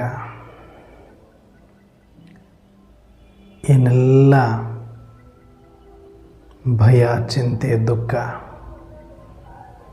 ನಮ್ಮನ್ನು ಸ್ವಲ್ಪ ಹಿಂದೆ ಎಳೆದಿರಬಹುದು. ಆದರೆ ಈಗಲಾದರೂ ಇನ್ನು ಯಾವುದ್ರ ಕಡೆ ನೋಡೋದು ಬೇಡ. ಸಮಯ ತುಂಬ ನಾಜೂಕಾಗಿದೆ. ಯಾವಾಗ ಬೇಕಾದರೂ ಏನು ಬೇಕಾದರೂ ನಡೀಬಹುದು. ಅದು ನಮ್ಮ ಜೀವನದಿಂದಲೇ ಆರಂಭನೂ ಆಗಬಹುದು. ನಾವು ಅಂದ್ಕೊಳ್ತೀವಿ ಪ್ರಪಂಚಕ್ಕೆಲ್ಲ ಆದಮೇಲೆ ನನಗೇನೋ ಆಗುತ್ತೆ ಅಂತ. ಭಾಳ ಭ್ರಮೆಯಲ್ಲಿ ಬದುಕಿಬಿಡ್ತೀವಿ. ಯಾಕೆ ಅದೆಲ್ಲವೂ ನನ್ನಿಂದಲೇ ಆರಂಭ ಆಗಿಬಿಟ್ರೆ ಏನು ಮಾಡಬೇಕು? ಡ್ರಾಮಾನುಸಾರ ಅಂದರೆ ಅದು ಯಾವುದು ಕೆಟ್ಟದ್ದಿರ್ಬೋದು, ವಿನಾಶ ಇರ್ಬೋದು, ಮತ್ತೊಂದಿರ್ಬೋದು, ಫಸ್ಟ್ ನಮ್ಮ ಕಡೆಯಿಂದನೇ ಆಗಿಬಿಟ್ರೆ ಏನು ಮಾಡೋದಿದೆ? ನಾವಂತೂ ಎವ್ರಿಡೇ ಆಗಿರಲೇಬೇಕಲ್ಲ, ತಯಾರಿ ಆಗಿರಲೇಬೇಕು. ನನಗೋಸ್ಕರ ಮತ್ತೆ ಬಾಬಾ ಇದ್ದಾರೆ ಅಂತ ಹೇಳ್ಬಿಟ್ಟು ಅದರಲ್ಲಿ ಕಾಂಪ್ರಮೈಸ್ ಆಗೋಕ್ಕಾಗಲ್ಲ. ಬಾಬಾನು ಕೂಡ ಹೆಲ್ಪ್ಲೆಸ್, ಏನು ಮಾಡೋಕ್ಕಾಗಲ್ಲ. ಹುಡುಗಾಟಿಕೆಯನ್ನು ಬಿಟ್ಟು ಬಿಡೋಣ, ನೆಗ್ಲಿಜೆನ್ಸಿಯನ್ನು ಬಿಟ್ಟು ಬಿಡೋಣ, ಏನಾಗೋದಿಲ್ಲ ಅನ್ನುವಂಥ ಬಂಡತನವನ್ನು ಬಿಟ್ಟು ಬಿಡೋಣ, ಏನು ಬೇಕಾದರೂ ನಡೀಬೋದು ಅನ್ನುವಂಥ ಒಂದಷ್ಟು ಭಯ ಇಟ್ಕೊಳ್ಳೋಣ. ಒಂದೊಂದು ದಿನ, ಒಂದೊಂದು ಕ್ಷಣ, ಒಂದೊಂದು ನಿಮಿಷ, ಒಂದೊಂದು ಗಂಟೆ ನಮಗೆ ಒಂದೊಂದು ಯುಗದ ಥರ ಅನುಭವ ಮಾಡಬೇಕೀಗ ನಾವು. ನಿಜವಾಗ್ಲೂ ಅಷ್ಟು ಭಯ ನಮಗಿದ್ದರೆ, ಅಷ್ಟು ಕಾಳಜಿ, ಎಚ್ಚರಿಕೆ ನಮ್ಮ ಭಾಗ್ಯದ ಮೇಲೆ, ನಮ್ಮ ಒಂದು ಸಾಧನೆಯ ಮೇಲೆ, ಪುರುಷಾರ್ಥದ ಮೇಲೆ ಅಷ್ಟು ನನಗೆ ಆಸಕ್ತಿ ಇದ್ದರೆ ಒಂದು ಗಂಟೆ ಒಂದು ಯುಗ ಅನ್ನಿಸಬೇಕು ನನಗೆ. ಅಷ್ಟು ಅದ್ಭುತವಾದ ಅನುಭವವನ್ನು ಒಂದು ಗಂಟೆಯಲ್ಲಿ ಮಾಡಬಹುದು ನಾವು ಬ್ರಾಹ್ಮಣ ಜೀವನದಲ್ಲಿ. ಅಂಥ ಸುಂದರವಾದ ಜೀವನ ಪರಮಾತ್ಮ ಕೊಟ್ಟಿದ್ದಾನೆ. ಹೆಜ್ಜೆ ಹೆಜ್ಜೆಲು ಎಷ್ಟಿದೆ ಅನುಭವ ಮಾಡಲಿಕ್ಕೆ. ಆತ್ಮದ ಅನುಭವ ಮಾಡ್ತೀರೋ, ಪರಮಾತ್ಮದ ಅನುಭವ ಮಾಡ್ತೀರಾ, ಪರಮಧಾಮದ ಅನುಭವ ಮಾಡ್ತೀರಾ, ಸತ್ಯಯುಗದ ಅನುಭವ ಮಾಡ್ತೀರಾ, ಸಂಗಮಯುಗದ ಅನುಭವ ಮಾಡ್ತೀರಾ. ಎಷ್ಟು ಬ್ಯೂಟಿಫುಲ್ ಮೆಮೊರೀಸ್ ಇದೆ ನಮಗೆ ಅನುಭವ ಮಾಡಲಿಕ್ಕೆ, ಸುಮಾನಗಳಿದೆ ಅನುಭವ ಮಾಡಲಿಕ್ಕೆ, ವರದಾನಗಳಿದೆ ಅನುಭವ ಮಾಡಲಿಕ್ಕೆ, ಸ್ವರೂಪಗಳಿದೆ. ಎಷ್ಟು ವೆರೈಟಿಯಾಗಿ ಬಾಬಾರವರು ಕೊಟ್ಟಿದ್ದಾರೆ ನಮ್ಮ ಅನುಭೂತಿಗಾಗಿ. ಆದರೆ ನಾನು ಅದನ್ನು ಎಷ್ಟರ ಮಟ್ಟಿಗೆ ಸರಿಯಾಗಿ ಬಳಸ್ಕೊಳ್ತಾ ಇದ್ದೀನಿ, ಆನಂದಿಸ್ತಾ ಇದ್ದೀನಿ, ಅದರ ಜೊತೆಗೆ ಜೀವಿಸ್ತಾ ಇದ್ದೀನಿ ಅನ್ನೋದು ಮುಖ್ಯವಾಗುತ್ತೆ. ಆ ರೀತಿಯಾಗಿ ಇವತ್ತು ನಾವು ಪ್ರತಿಜ್ಞೆ ಮಾಡಿ ಸ್ಪೆಷಲ್ ಸೋಲ್ ಲಿಸ್ಟಲ್ಲೇ ನನ್ನ ಹೆಸರು ಇರಬೇಕು. ಇವತ್ತಿಂದನೇ ನಾನು ಏನೇ ನಡೀಲಿ ನಾನು ಸಂತುಷ್ಟನಾಗಿರ್ತೀನಿ, ಪ್ರಸನ್ನನಾಗಿರ್ತೀನಿ. ಯಾವುದೇ ಕಾರಣಕ್ಕೂ ಸಂತುಷ್ಟತೆಯನ್ನು ಕಳ್ಕೊಳ್ಳಲ್ಲ, ಪ್ರಸನ್ನತೆಯನ್ನು ಬಿಟ್ಟು ಕೊಡಲ್ಲ. ಏನು ಬೇಕಾದರೂ ಬರಲಿ, ಏನಾದೀತು ಭಾಳ ಅಂದ್ರೆ ಸಾವು ತಾನೇ ಬಂದೀತು, ಅದಕ್ಕಿಂತ ಹೆಚ್ಚಿಗೆ ಇನ್ನೇನಾಗೋದಿದೆ. ಎಂತೆಂಥ ಮಾತುಗಳು ಸ್ಫೂರ್ತಿಯಾಗಿಲ್ಲ ಅಂದರೂ ಎಂತೆಂಥದ್ದೋ ಒಂದು ಮಾತು ಸ್ಫೂರ್ತಿಯಾಗಿ ನಿಂತರೆ ಸಾಕು. ಸಣ್ಣ ಸಣ್ಣ ಸಣ್ಣ ಸಣ್ಣ ಮೆಟ್ಟಿಲುಗಳನ್ನು ಹಾಕ್ಕೊಂತ ಹೋದರೆ ಬೆಟ್ಟನೂ ಕೂಡ ಹತ್ತಿ ಬಿಡಬಹುದು. ಯಾವುದು ಅಸಂಭವ ಇಲ್ಲ, ಎಲ್ಲರೂ ಎಲ್ಲನೂ ಆಗಬಹುದು. ಇನ್ನೂ ಅವಕಾಶ ಇದೆ. ಆದರೆ ನನಗೆಷ್ಟು ಸಮಯ ಇದೆ ಡ್ರಾಮಾದಲ್ಲಿ ಗೊತ್ತಿಲ್ಲ. ಹಾಗಾಗಿ ನಾನು ಬಹಳ ಫಾಸ್ಟಾಗಿ, ಗುಪ್ತವಾಗಿ, ಎಲ್ಲರಿಗಿಂತ ಸ್ಪೀಡಾಗಿ ಮುನ್ನುಗ್ಗಿ ಹೋಗಬೇಕು ಅನ್ನುವಂಥ ಗುರಿಯನ್ನು ಇಟ್ಕೊಳ್ಳೋಣ. ಗುಪ್ತ ಪುರುಷಾರ್ಥ, ವೆರೈಟಿ ಪುರುಷಾರ್ಥವನ್ನು ನಮಗೆ ನಾವು ಹುಡುಕೊಂಡು ಹೋಮ್ವರ್ಕನ್ನು ಮಾಡಿಕೊಳ್ಳೋಣ. ಆ ರೀತಿ ಮಾಡಿ ಬಾಬಾರವರಿಗೆ ಇವತ್ತು ಪ್ರತಿಜ್ಞೆ ಮಾಡಿದಂತೆ ನಾವು ವಿಶೇಷ ಆತ್ಮ ಆಗಿ ಸಂತುಷ್ಟತೆಯನ್ನು, ಪ್ರಸನ್ನತೆಯನ್ನು ಕಾಪಾಡಿಕೊಂಡು ತೋರಿಸೋಣ ಅಂತ ಹೇಳ್ತಾ ಇವತ್ತಿನ ಚಿಂತನೆಯನ್ನು ಬಾಪ್ ದಾದಾರವರಿಗೆ, ಮಮ್ಮಾರವರಿಗೆ, ದಾದಿಯರಿಗೆ, ಯಜ್ಞಕ್ಕೂ ಡ್ರಾಮಕ್ಕೂ ಅರ್ಪಿಸಿ ಇವತ್ತಿನ ಚಿಂತನೆಯನ್ನು ಮುಕ್ತಾಯ ಮಾಡೋಣ. ಅಚ್ಚಾ. ಓಂ ಶಾಂತಿ.